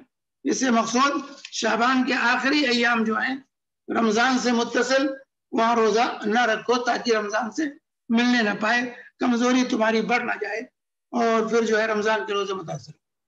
یہ مفہوم ہے. نصف شعبان کے بعد بھی روزے جو پہلے سے رہتے ہوئے آئے ہیں وہ رکھیں گے. البتہ جو آخری ایام ہیں شعبان کے، شک کا روزہ جسے کہا جاتا ہے، تو شک کا روزہ نہیں رکھیں گے، اللہ کی اگر کسی کی عادت ہو تو اپنے عادت کے مطابق وہ آخر میں بھی روزہ رکھ سکتے ہیں. انشاءاللہ اس کی تفصیل آئندہ آئے گی. شیخ یہاں پہ سوال ہے کہ عقیقے کے فنکشن کرنے پر جو دادا دادی جو ہیں گرینڈ پیرنٹس یا دوسرے رشتہ دار تحفہ دینے کا رواج رکھتے ہیں، تو کیا یہ قبول کرنا جائز ہے؟ دیکھیے ہر چیز کو ہم نے رسم بنا لیا. مصیبت ہے عقیقے کو بھی آج لوگوں نے رسم بنا لیا. جیسے شادی کارڈ چھپتا ہے عقیقے کا کارڈ بھی لوگ چھاپتے ہیں، اور اسی اہتمام کے ساتھ جو عقیقہ، یہ سب جو ہے غلط چیزیں. بھائی عقیقے کا مطلب یہ نہیں کہ آپ پورے بستی کو، پورے دنیا کو دعوت دے دیں. عقیقہ کا جو ہے کیجئے، بکرا ذبح، 2 بکرا ذبح کیجئے، دوست احباب ہیں، ملنے جلنے والے ہیں، پاس پڑوس کے لوگ ہیں، رشتہ دار ہیں، ان کو کھلا دیجئے یا گوشت پہنچا دیجئے. ان کے گھر گوشت پہنچا دیجئے یا کھلا دیجئے، دونوں جائز ہے. ویسے شیخ عثیمین رحمہ اللہ نے کہا کہ گوشت پہنچا دینا یہ زیادہ بہتر ہے. بہرحال دونوں جائز ہے، کھلا بھی سکتے ہیں، گوشت پہنچا سکتے ہیں، لیکن اس کے لیے جو آج اس کو شادی بنا لیا گیا ہے یہ غلط ہے، شادی بنا لیا گیا ہے یہ غلط ہے، ایسا نہیں ہونا چاہیے۔ اور پھر یہ جو تحفے اور تحائف کا معاملہ ہے، اگر تحفے تحائف دینا ٹھیک ہے، تحفے تحائف پر شریعت نے پابندی نہیں لگائی ہے، لیکن جب تحفہ جو ہے مالا یطاق ہو جائے، اس کو رسم بنا لیا جائے تو یہ غلط ہے۔ ہم نے ان کے یہاں یہ تحفہ دیا تھا، انہوں نے مجھے اتنا ہی دیا، یہ بدلے کے طور پر تحفہ دیا، بدلے کی نیت سے نہیں دینا چاہیے کہ ہم دیں گے تو وہ بھی ہمیں دیں گے، یا نہیں دیا اس نے، نہیں استطاعت تھی نہیں دیا تحفہ۔ تو دعوت ولیمہ کی مطلب نہیں ہے کہ ضرور تحفہ دے، اب بیچارے بہت سے ہوتے ہیں نہیں استطاعت ہوتی ہے، تحفہ نہیں دے سکتے، مت دیجیے تحفہ، تحفہ کوئی لازم نہیں ہے، تحفے کو رسم بنانا یہ غلط، تحفہ دینا جائز ہے، تحفہ تحاد و تحابو ہے، ہدیہ تحفہ ایک دوسرے کو دو، اس سے محبت میں اضافہ ہوتا ہے، لیکن اس کو رسم بنا لینا اور اس کو قرض سمجھنا یہ غلط ہے، اس سے بچنا چاہیے۔ جی شیخ، یہاں پہ ایک سوال ہے کہ انڈیا میں فجر 5:25 کو ہوتی ہے، غلطی سے میں 4:25 کو اٹھ کے یہ سمجھا کہ 5:25 ہو گئے اور نماز پڑھ لی، تو کیا یہ نماز ہوگی یا مجھے واپس نماز دوڑانی ہوگی؟ دعا لوٹانی پڑے گی، اور اس نماز کا کیا ہوگا جو میں پڑھ لیا؟ ان کو گناہ نہیں ہوگا، ان کی نفل ہو گئی، اور وہ جو ہے وقت کے بعد ان کو پڑھنا ہوگا۔ ان الصلاۃ کانت علی المؤمنین کتابا موقوتا، نماز وقت مقررہ پر فرض، وقت کی تعین ضروری۔ تو اگر ابھی جیسے ابھی ان کو پتہ چل رہا ہے تو کیا ابھی وہ پڑھیں؟ ابھی جیسے ابھی سوال میں ان کو جواب مل رہا، ابھی پڑھ لیں، ابھی پڑھ لیں، اور سنت کو بھی ریپیٹ کرنا ہے، اور سنت بھی ریپیٹ کر لیں، فرض سنت دونوں پڑھ لیں۔ جی، یہاں پہ سوال ہے کہ میزان پر کیا الفاظ بھاری ہیں؟ کلمتان حبیبتان الرحمن، جو ہے ثقیلتان فی المیزان خفیفتان علی اللسان، اللہ کے نبی صلی اللہ علیہ وسلم نے فرمایا، صحیح بخاری کی آخری حدیث ہے، دو کلمے ہیں جو زبان پر بڑے آسان ہیں، اللہ کو بڑے محبوب ہیں، اور میزان میں بہت زیادہ وزنی ہے، سبحان اللہ بحمدہ سبحان اللہ العظیم، سبحان اللہ بحمدہ سبحان اللہ العظیم، یہ کلمے جو ہے میزان عمل میں بہت زیادہ وزنی، اور اسی طرح سے میزان عمل میں توحید سب سے زیادہ وزنی، توحید سب سے زیادہ وزنی ہے میزان عمل میں، جیسا کہ اللہ کے نبی صلی اللہ علیہ وسلم کی دوسری حدیث ہے کہ قیامت کے دن ایک شخص آئے گا جس کے پاس 99 رجسٹر اس کے گناہوں کے ہوں گے، خطاؤں کے ہوں گے، اور اس کا حساب و کتاب اللہ تعالیٰ لے گا، 99 رجسٹر تحت نگاہ دیکھے گا، گناہ ہی گناہ اس کا ہے، وہ پریشان ہو جائے گا، تو اللہ تعالیٰ کہے گا تیری ایک نیکی ہے، تیری پاس کوئی نیکی ضائع نہیں ہوگی، اللہ تعالیٰ ایک پرچی نکالے گا، ایک بطاقہ، حدیث البطاقہ کہتے ہیں اس کو، ایک پرچی نکالے گا جس میں اس کی توحید ہوگی، اس کی عقیدہ توحید اس پہ ہوگی، لا الہ الا اللہ محمد الرسول اللہ اس پر ہوگا، اللہ تعالیٰ وہ پرچی ایک پلڑے میں رکھے گا، اور 99 رجسٹر ایک پلڑے میں رکھے گا، اللہ کے بھی سے فرماتے ہیں یہ پرچی غالب آ جائے گی، لا الہ الا اللہ جو ہے توحید، یہ اس کے گناہوں پر غالب آ جائے گا، اور اللہ تعالیٰ اس کو نجات دے دے گا، تو توحید یہ سب سے زیادہ وزنی ہوگا میزان عمل میں، تو یہ بھی کلمہ توحید ہے، سبحان اللہ بحمدہ سبحان اللہ عظیم، یہ سب سے بہترین کلمے، کلمات میں سب سے وزنی کلمہ یہ ہے، اور اعمال میں توحید سب سے زیادہ وزنی۔ جی جزاک اللہ خیر، اذان کا سننا ضروری ہے یا وقت شروع ہونے پر نماز پڑھ سکتے ہیں؟ نہیں، اذان کا سننا ضروری ہے، سنیے، اذان سنیے، اس کا جواب دیجیے، اذان کو سننا چاہیے اور اس کا جواب دینا چاہیے، اللہ بھی فرماتے ہیں قولوا کما یقول المؤذن، مؤذن جو کلمات کہتا ہے تم بھی وہی کلمات ادا کرو، وہی ثم صلوا علیہ، پھر اس کے بعد مجھ پر صلاۃ بھیجو، پھر کہا ثم طلوا لی الوسیلہ، پھر تم میرے لیے تو وسیلہ کی دعا کرو. من سال لی الوسیلہ حلت له الشفاعہ، جس نے میرے لیے دعائے وسیلہ پڑھی اس کے لیے شفاعت حلال ہوگی. یعنی پہلے درود پڑھو، پھر جو ہے اللہم رب هذه الدعوة التامة، یہ دعائے وسیلہ ہے. اللہم رب هذه الدعوة التامة والصلاة القائمة آت محمد الوسیلة والفضیلہ وابعثه مقاما محمودا الذی وعدتہ، یہ دعا پڑھو تو جو ہے اس کے لیے شفاعت جو ہے میری حلال ہو جائے. اس فضیلت کو حاصل کرنے کی ہم سب کو کوشش کرنی چاہیے. البتہ جو ہے کسی کے پاس کوئی عذر ہے، کوئی جیسے بہت سے لوگ ہوتے ہیں کہ اذان ہو رہی ہے، نماز کا وقت ہو گیا، اذان کا مطلب نماز کا وقت داخل ہو گیا، اب اس کے بعد ان کا کلاس شروع ہونے والا ہے، اذان کے بعد ہی ان کی کلاس شروع ہونے والی ہے، ان کو فرصت نہیں ہے، یا ان کی گاڑی کھڑی ہے اور گاڑی چلنے والی ہے، ڈیوٹی پر جا رہے ہیں، تو ایسی صورت میں ایسے لوگوں کے لیے جو ہے فرصت ہے کہ نماز کا وقت ہو گیا، گرچہ اذان نہیں ہوئی ہے یا اذان ہو رہی ہے، تو اپنی نماز پڑھ کر کے امتحان حال میں چلے جائیں، اپنی نماز پڑھ کر کے جو ہے ڈیوٹی پر چلے جائیں. یہ ان کے لیے ضرورات کے تحت یہ ہے، اضطراری کیفیات میں یہ جائز ہے. لیکن عام حالات میں اذان ہو رہی ہے جواب دینے کے بجائے نماز شروع کر دیں، عام حالات میں نہیں.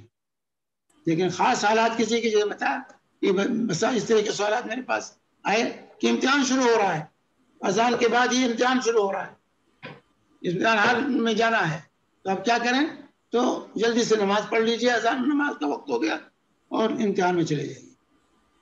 شیخ لیکن کہ جہاں پہ اذان سنائی نہیں دے رہی ہو، ہاں اذان جہاں سنائی نہیں دے رہی ہو، جہاں نہیں سنائی دے رہی ہے تو وہاں جو وقت ہو گیا نماز پڑھیے. اور انڈیا میں جہاں پہ کافی جگہوں پہ اذان لیٹ ہوتی ہے، جیسے عصر کی 4 کی جگہ 5 ہوتی ہے، نہیں تو جہاں پہ اذان لیٹ ہوتی ہے اس کا اعتبار نہیں، اصل اعتبار وقت کا ہے، اصل اعتبار وقت کا ہے. اذان کا وقت ہو گیا، نماز کا وقت ہو گیا، اب نماز پڑھ سکتے ہیں، اذان کے انتظار کرنے کی ضرورت نہیں.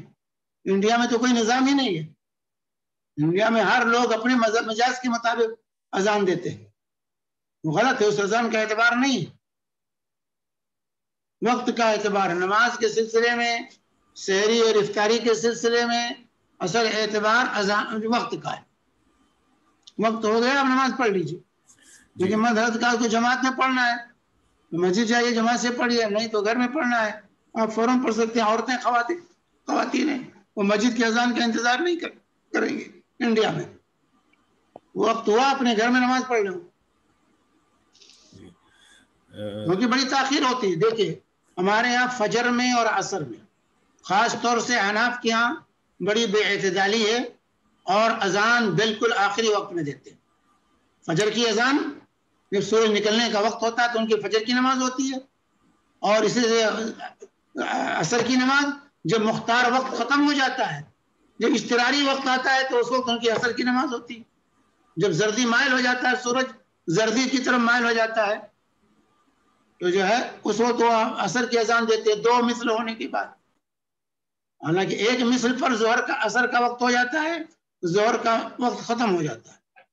2 مثل تک اس کا مختار وقت ہے، 2 مثل کے بعد اضطراری وقت ہے.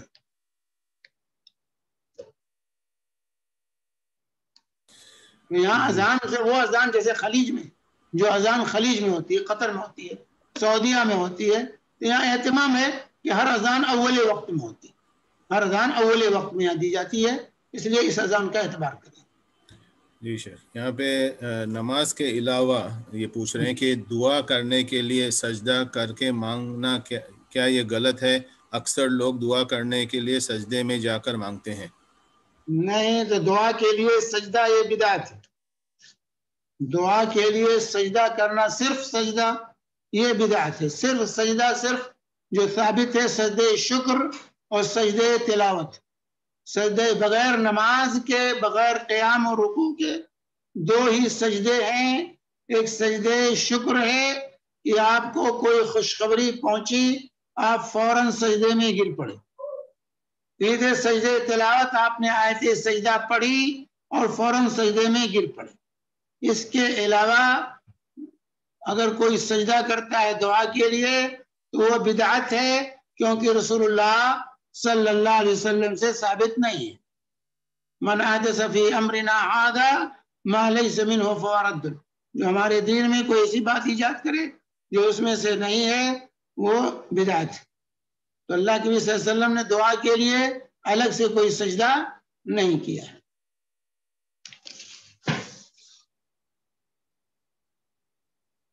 جزاکم اللہ خیر۔ میرے پاس سوال آ گیا ہے سمیر، اگر میں پوچھوں؟ جی پوچھیے۔ خیر اس سے پہلے آپ نے جواب دے چکے ہیں، لیکن یہ بھائی پوچھتے ہیں جان کا صدقہ دینا ہو تو کالا بکرا دینا ہوگا یا دوسرا کلر کا بکرا بھی لے سکتے ہیں، یا کون سے جانور پہ دیں گے؟ جان کا صدقہ ہو یا کسی چیز کا صدقہ ہو، وہ صدقہ کے لیے بکرا خاص کرنا غلط، بکرا خاص کرنا یہ غلط ہے۔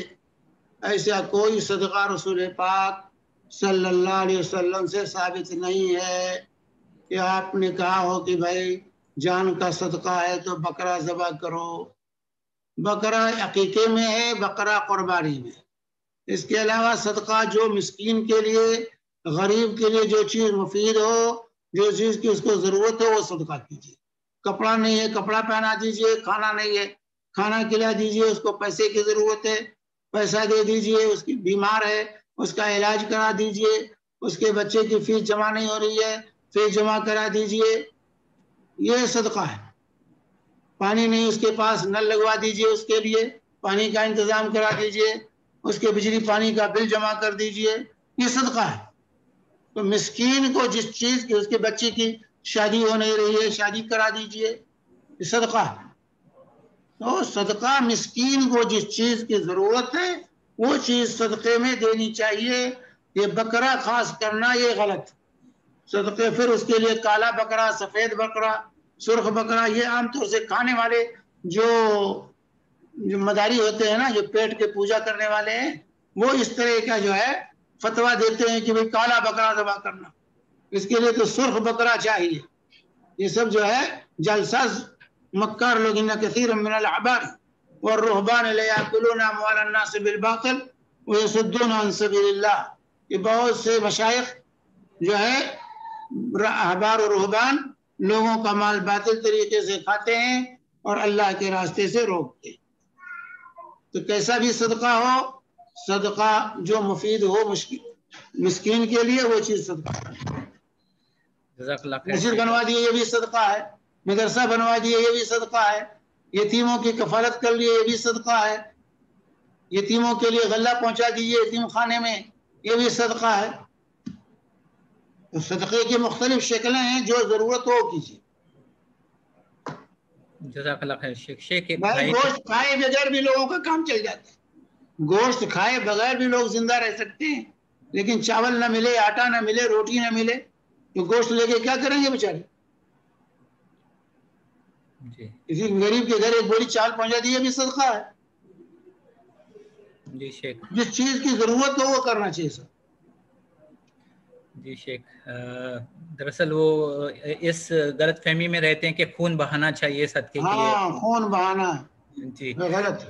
جی شیخ، ایک بھائی نے دوسرے بھائی کا سوال ہے، مختصر جواب دیجیے۔ جو آج کل سوشل میڈیا ہے اور جو نوجوانوں پہ اس کا اثر، یہ آپ کا ہو سکتا ہے ڈیٹیل موضوع ہوگا انشاءاللہ آگے، لیکن ان کو کسی کو بتانا ہے تو انہوں نے کہا اگر آپ مختصر بتا سکتے ہیں تو وہ کسی کی رہنمائی کرنا چاہتے ہیں کہ سوشل میڈیا جو ہے اور اس کا اثر آج کل کے نوجوان پہ۔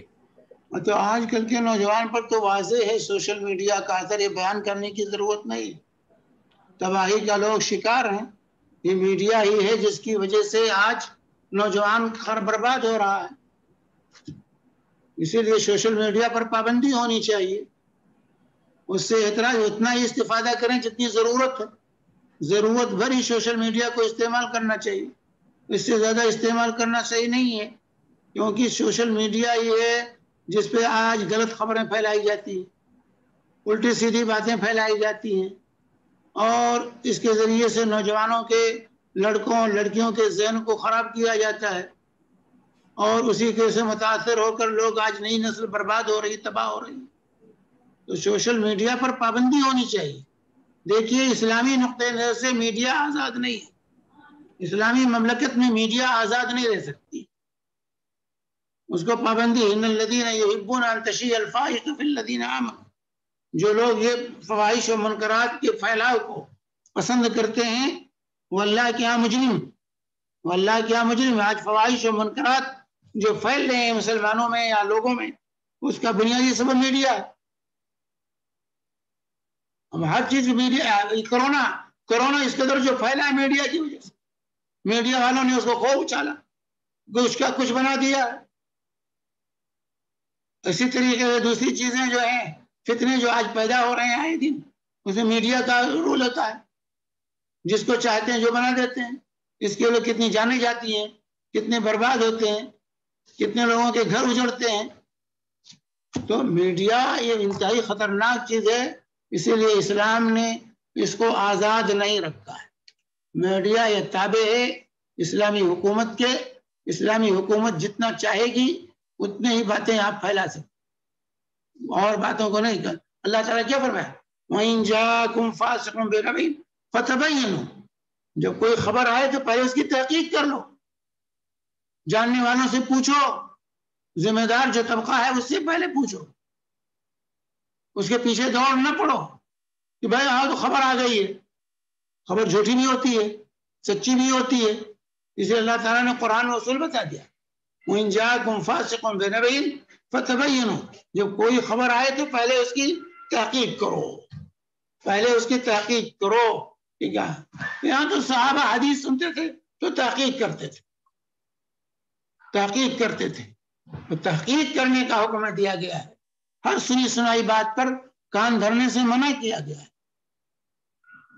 کیونکہ اللہ کی فرمان کفا بالمرء اثما ان يحدث بكل ما سمع، انسان کے لیے کہ جھوٹے ہونے کے لیے کافی اتنا ہے کہ جو ہے ہر سنی سنائی بات کو وہ بیان کرتا پھر، ہر سنی سنائی بات کو وہ بیان کرتا پھر۔ تو بات کی تحقیق ہے، پہلے تحقیق کرو کہ یہ خبر صحیح ہے کہ صحیح نہیں ہے، پھر اس کو دوسروں تک پہنچا سکتے ہو، ورنہ آپ کو پہنچانے کا حق نہیں، اگر پہنچائیں گے تو مجرم ہوں گے۔ اس لیے اخبار کی تحقیق ہونی چاہیے۔ آج کتنی جھوٹی خبریں پھیل جاتی ہیں، اس کو کوئی کہتے ہیں فیک نیوز ہے، یہ بعد میں پتہ چلتا ہے یہ کچھ نہیں تھا۔ ایسے ہی آج تو تصویریں بھی بنا لیتے ہیں، فوٹو بھی چشمہ کر دیتے ہیں، کسی کی تصویر کسی کے ساتھ فٹ کر کے جو ہے میڈیا پہ ڈال دیتے ہیں۔ تو میڈیا اس وقت سب سے بڑا فتنہ ہے، میڈیا سب سے بڑا فتنہ ہے، اس لیے اس فتنے سے بچنے کی ضرورت ہے۔ اس لیے اپنے یہاں اپنے گھروں میں اپنے بچوں کو نصیحت کرنا چاہیے کہ ہر چیز نہیں سنی جاتی، ہر چیز نہیں سنی جاتی، ہر چیز پر کان نہیں دھرا جاتا ہے جب تک کہ کسی چیز کی تحقیق نہ ہو جائے۔ جی جزاک اللہ خیرن۔ یہاں پہ ہمارے پاس سید رفیع اللہ صاحب ہیں جو حیدرآباد سے کنیکٹ کر رہے ہیں۔ سید بھائی آپ کا سوال خود پوچھ سکتے ہیں، آپ کے پاس 2 سوالات ہیں، پلیز پوچھیے۔ سید رفیع اللہ، آپ کی آواز نہیں آ رہی ہے۔ ان کا ایک سوال یہاں پہ لکھا ہوا ہے، جب تک میں پڑھ لیتا ہوں اگر ان کی آواز آتی ہے تب تک، کہ میرا کوشچن یہ ہے کہ فجر، ظہر، عصر، مغرب، عشاء اول وقت کے کیا رہتے ہیں، بتائیے ذرا شیخ سے پوچھ کے، اول وقت کون سے ہیں نماز میں؟ فجر کا اول وقت طلوع فجر، صبح صادق جسے کہتے ہیں، صبح صادق طلوع ہوتے ہی جو ہے فجر کا وقت شروع ہوتا ہے اور طلوع شمس تک اس کا وقت رہتا ہے۔ سورج طلوع ہونے تک فجر کا وقت ہے، اول وقت صبح صادق، جبکہ کچھ اندھیرا رہتا ہے جس کو غلس کہتے ہیں، غلس ہی میں جو ہے ہوتا ہے صبح صادق جسے کہتے ہیں، صبح صادق پو پھٹتے ہیں جسے کہتے ہیں، پو پھٹتے ہی فجر کا وقت شروع ہو جاتا ہے اور سورج نکلنے تک ہوتا ہے۔ ظہر کا وقت سورج ڈھلنے سے، یعنی مشرق سے مغرب سے مشرق کی طرف سورج ڈھل جائے تو ظہر کا وقت شروع ہوتا ہے، پہلا وقت، اول وقت ہے۔ سورج ڈھلتے ہی یعنی سایہ مغرب سے مشرق کی طرف جھک گیا تو یہ ظہر کا وقت شروع ہو گیا، اور جب تک اس وقت تک ہے جب تک کہ ہر چیز کا سایہ اس کے برابر ہو جائے، ہر چیز کا سایہ اس کے برابر جب تک ہو جائے. آپ کوئی اسکیل لے لیں, اس کو رکھ کر کے کوئی لکڑی لے لیں, اس سے دیکھ لیں. جب سایہ جھک جائے مشرق کی طرف تو ظہر کا وقت شروع ہو گیا. اور جب اس کا سایہ اس کے برابر ہو جائے, اس چیز کا سایہ اس کے برابر ہو جائے تو ظہر کا وقت ختم ہو گیا, عصر کا وقت شروع ہو گیا. عصر کا وقت ہر چیز کا سایہ جب اس کے برابر ہو جائے تب شروع ہوتا ہے. اور پھر اس کا وقت جو ہے مختار وقت, ہر چیز کا سایہ جب تک 2 مثل ہو جائے یا سورج زرد پڑنے لگے تب تک اس کا مختار وقت ہے. بس اس وقت تک پڑھ لینا چاہیے. اگر کسی وجہ سے نہیں پڑھ سکے تو غروب آفتاب تک اس کا وقت ہے, سورج غروب ہونے تک اس کا وقت. اور اسی طرح عصر مغرب کا وقت سورج غروب ہونے سے شروع ہوتا ہے, اور جب تک سرخی جو ہے افق کی سرخی جس کو جو ہے شفق کہتے ہیں, جب تک شفق غائب نہ ہو جائے جب تک مغرب کا وقت ہوتا ہے. اور شفق غائب ہو جائے, سرخی آسمان کے ختم ہو جائے تو اس کے بعد عشاء کا وقت شروع ہو جاتا ہے. اور عشاء کا وقت آدھی رات تک, عشاء کا وقت آدھی نصف لیل تک عصر کا عشاء کا وقت. یہ اوقات ہیں اول اور آخر. جی سید رفیع اللہ صاحب, آپ کا دوسرا سوال پوچھیں گے یا میں نے پوچھنا ہے؟ آواز ہی نہیں, آواز نہیں آ رہی ان کی. ان کا سوال ہے کہ نماز کہیں پڑھ بھی, ایکچولی انگلش میں لکھا ہوا ہے لیکن اردو کا یہ ہے, وہ نماز کہیں پڑھ ہی جاتی ہے جب میں شاپ پر اکیلا رہتا ہوں, مسجد قریب ہی میں جو جا کر. میرے خیال سے آپ یہ سوال پوچھیں بیٹر ہے, یا پھر اردو میں ٹائپ کریں. یا سجاد بھائی آپ اگر یہ سوال پڑھ سکتے ہیں تو دیکھ لیجئے, جب تک میں دوسرا سوال میں لیتا ہوں یہاں پہ کہ ایک بہن ضدی اور زبان درازی غصے کی طبیعت کی ہے اور اس کا خلا بھی ہو گیا. اب لیکن دوسری شادی کرنے کے لیے کوئی نہیں آگے بڑھ رہا ہے, ہم کو کیا کرنا چاہیے؟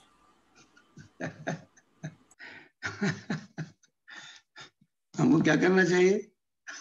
بڑھنا چاہیے شادی کے لیے.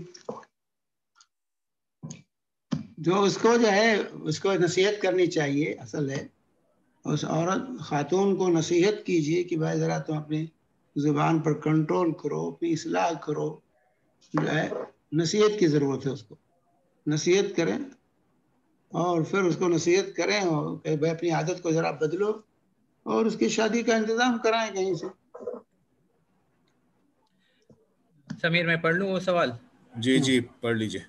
ان کا دوسرا سوال ہے سید رفیع اللہ صاحب کا. وہ کہتے ہیں کہ میں دکان میں رہتا ہوں اور دکان کے قریبی مسجد ہے, ایسا نہیں کہ دور ہے کیا, لیکن میں کیا دکان میں نماز پڑھ سکتا ہوں؟ کیونکہ 4 ٹائم شٹر ڈال کر جانا پڑتا ہے. اس سے کسٹمر پوچھتے ہیں کہ کیا بات ہے کہ آپ کی شاپ جب دیکھو تب بند ہی رہتی ہے. بولے ذرا میں تو کیا کرنا چاہیے؟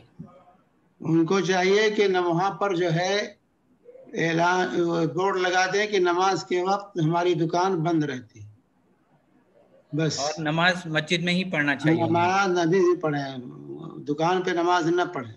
دیکھیے کسٹمر بھیجنا اللہ کا کام ہے, ہمارا اور آپ کا کام نہیں ہے. روزی اللہ کے ہاتھ میں. اللہ جتنی روزی لکھی اتنی ہی ملے گی, چاہے 24 گھنٹہ دکان کھولیں چاہے 1 گھنٹہ دکان کھولیں. سمجھے؟ تو جو ہے وہاں لگاتے ہوئے ہماری دکان بوقت نماز بند رہا کرتی, تاکہ گراہکوں کو معلوم ہو جائے نماز کے وقت میں نہیں پہنچیں گے, نماز کے بعد آئیں گے. جب مسجد قریب میں ہے تو مسجد میں جا کے نماز پڑھنا ضروری ہے, کیونکہ اللہ کے نبی صلی اللہ علیہ وسلم نے فرمایا جو ہے کہ من سمع النداء فلم یجبہ فلا صلاۃ لہ الا من عذر. جو اذان کی آواز سنے اور پھر مسجد میں آ کے نماز نہ پڑھے تو اس کی نماز نہیں ہوتی اللہ کی کوئی معقول عذر ہو. ایک اندھا بھی آ کر کے پوچھتا ہے رسول پاک صلی اللہ علیہ وسلم سے کہ میں اندھا ہوں, کوئی ٹھکانے والا راستہ بتانے والا نہیں ہے, تو کیا میں گھر میں نماز پڑھ سکتا ہوں؟ اللہ کے نبی صلی اللہ علیہ وسلم نے فرمایا, پوچھا کہ کیا تم اذان سنتے ہو؟ انہوں نے کہا ہاں اذان کی آواز سنتا ہوں. تو کہا تب نہیں, تب تو جواب دینا ہوگا, مسجد میں آ کے نماز پڑھنی ہوگی.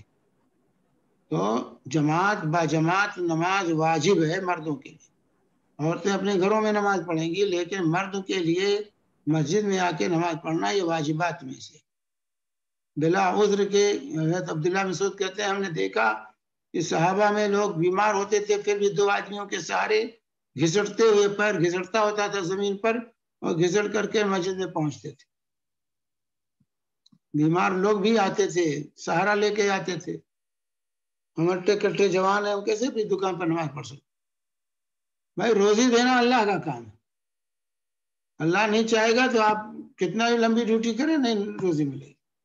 اس لیے نماز کے وقت دکان بند کیجئے, جائیے نماز پڑھیے, پھر آ کے کھولیے, اس میں زیادہ برکت ہوگی. زیادہ بیچ لینا اس میں برکت نہیں ہے, یاد رکھیں. زیادہ تنخواہ مل جانا یہ برکت چیز نہیں ہے. اس سے کام کیا چلتا ہے, اس پہ برکت کا اظہار ہوتا ہے. ایک شخص کی 20,000 تنخواہ 25,000 تنخواہ ہے, لیکن مہینے میں اس کے کبھی بیوی بیمار ہے, کبھی بیٹی بیمار ہے, کبھی گاڑی خراب ہے, کبھی کوئی خرچہ ہے, اور مہینہ بھی پورا نہیں ہوتا. ایک انسان 5,000 کماتا ہے, پورا مہینہ آرام سے کھاتا ہے, پیتا ہے, رہتا ہے, اس گزر ہو جاتا ہے.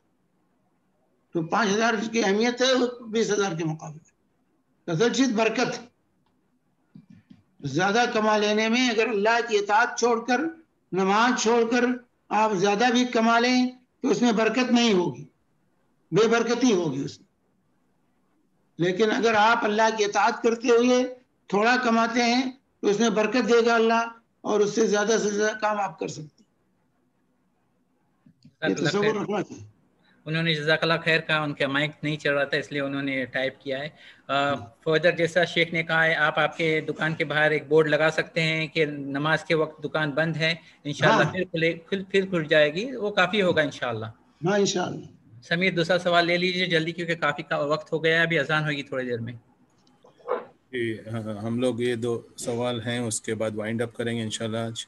اور جیسے کہا گیا تھا کہ یہ سلسلہ اولاد کی تربیت چلے گا, کنٹینیو رہے گا, لیکن نیکسٹ ویک ہو سکتا ہے شعبان پہ ایک درس ہو, اور پھر اس کو اس سلسلے کو کنٹینیو کریں گے. اس کے بعد بتائیں گے انشاءاللہ, واٹس ایپ پہ آپ کو میسج کیا جائے گا.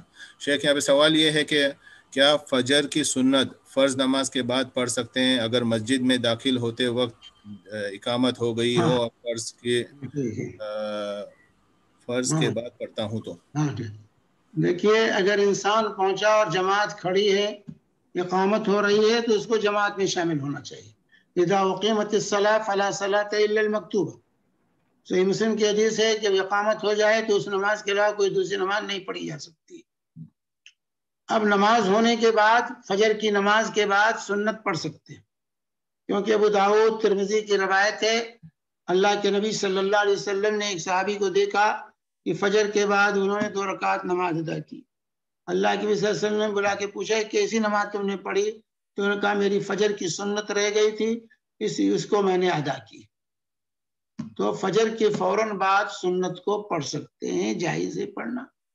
لیکن چونکہ سوال یہاں جیسے خلیج میں, یہاں اول وقت میں نماز ہوتی ہے, یا انڈیا میں اہل حدیثوں کے مساجد میں اول وقت میں نماز ہوتی ہے, تو اول وقت میں اگر نماز پڑھی جائے تو اس کے بعد کافی وقت رہتا ہے, اور اس میں آپ جو ہے قضا نماز پڑھ سکتے ہیں, سنت کی قضا کر سکتے ہیں. لیکن جو حضرات سورج نکلتے ہوئے پڑھتے ہیں نماز, کہ ادھر سورج نماز سے فارغ ہوتے ہیں تو سورج نکلنا شروع ہو جاتا ہے, تو ان کے لیے معاملہ ہے, ان مساجد میں معاملہ ہے جن مساجد میں بالکل مردہ کر کے فجر کی نماز اخیر میں پڑھتے ہیں جب سورج نکلنے کا وقت, تو ان کے لیے پریشانی ہوتی ہے. تو اگر فجر کے بعد وقت ہے تو فوراً پڑھ لیجئے اس کو, نہیں تو سورج نکلنے کے بعد پڑھیے. جی جزاک اللہ خیر. یہاں ایک آخری سوال لینے والا تھا, اتنے میں نے دیکھا کہ ڈاکٹر صاحب کا ہاتھ اٹھا ہوا ہے. جی ڈاکٹر صاحب, آپ کا کوئی سوال ہے؟ جی السلام علیکم ورحمۃ اللہ وبرکاتہ. وعلیکم السلام ورحمۃ اللہ وبرکاتہ. جزاک اللہ خیر مولانا. آنے والے پروگرام میں ویلکم رمضان کا پہ رکھیے مولانا, 1-2 پروگرام مسائل رمضان کے روزے کے مسائل پہ رکھیے. آنے والے، کیونکہ یہ مہینہ دو ہی ہفتے رہ گئے 2 ہفتے کم از کم چاہیے ہمارے کو مسائل رمضان پہ، کیونکہ بہت اہم ہے. اگر مسائل رمضان ہم نہیں سیکھیں، کیونکہ کوئی بھی نہیں کر رہے ہیں، ابھی آپ ہی ایک ہے یہاں پہ الحمدللہ، تو مسائل رمضان پہ کافی لوگوں کا یہ ہے روزے کے اوپر اور اطاعت کے اوپر. ٹھیک ہے انشاءاللہ، شعبان پہ نہیں، رمضان پہ. جزاک اللہ خیر. السلام علیکم.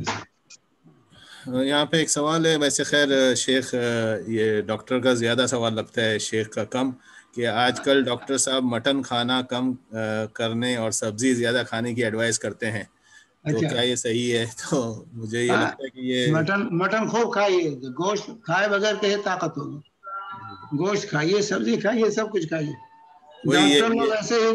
ڈاکٹر لوگ نے تو اچھی چیزوں سے روک دیا نا، گوشت سے بھی روک دیا، گھی کھانا کہتے ڈالڈا کھاؤ، گھی چھوڑ دو. تو سبزی بھی کھائیے، گوشت بھی کھائیے، اعتدال میں ہر ایک چیز اعتدال کے ساتھ کھائیے. وہی ایکسیس نہیں ہو سکتا ہے ایکسیس ہو گیا ہو سکتا ہے ان کا کولیسٹرول ہائی ہو گیا ہوگا، ہو سکتا ہے. وہ الگ چیز، وہی اعتدال کے ساتھ سب کچھ کھائیے. جی شیخ، اصلی چیزیں ضرور کھائیے، نقلی چیزوں سے بچیے. شیخ یہاں پہ اذان ہو رہی ہے، تو اسی کے ساتھ ہم لوگ وائنڈ اپ کریں گے. ٹھیک ہے، خیر اٹینڈ کرنے کے لیے انشاءاللہ ہم لوگ کنٹینیو کریں گے یہ سیریز. یہ اگلے جمعہ سیم ٹائم 1:15 بجے مکہ ٹائم، قطر کویت کا سیم ٹائم رہتا ہے، یو اے ای کی 2:15 اور انڈیا کے 3:45 بجے. سبحانک اللہم و بحمدک، اشہد ان لا الہ الا انت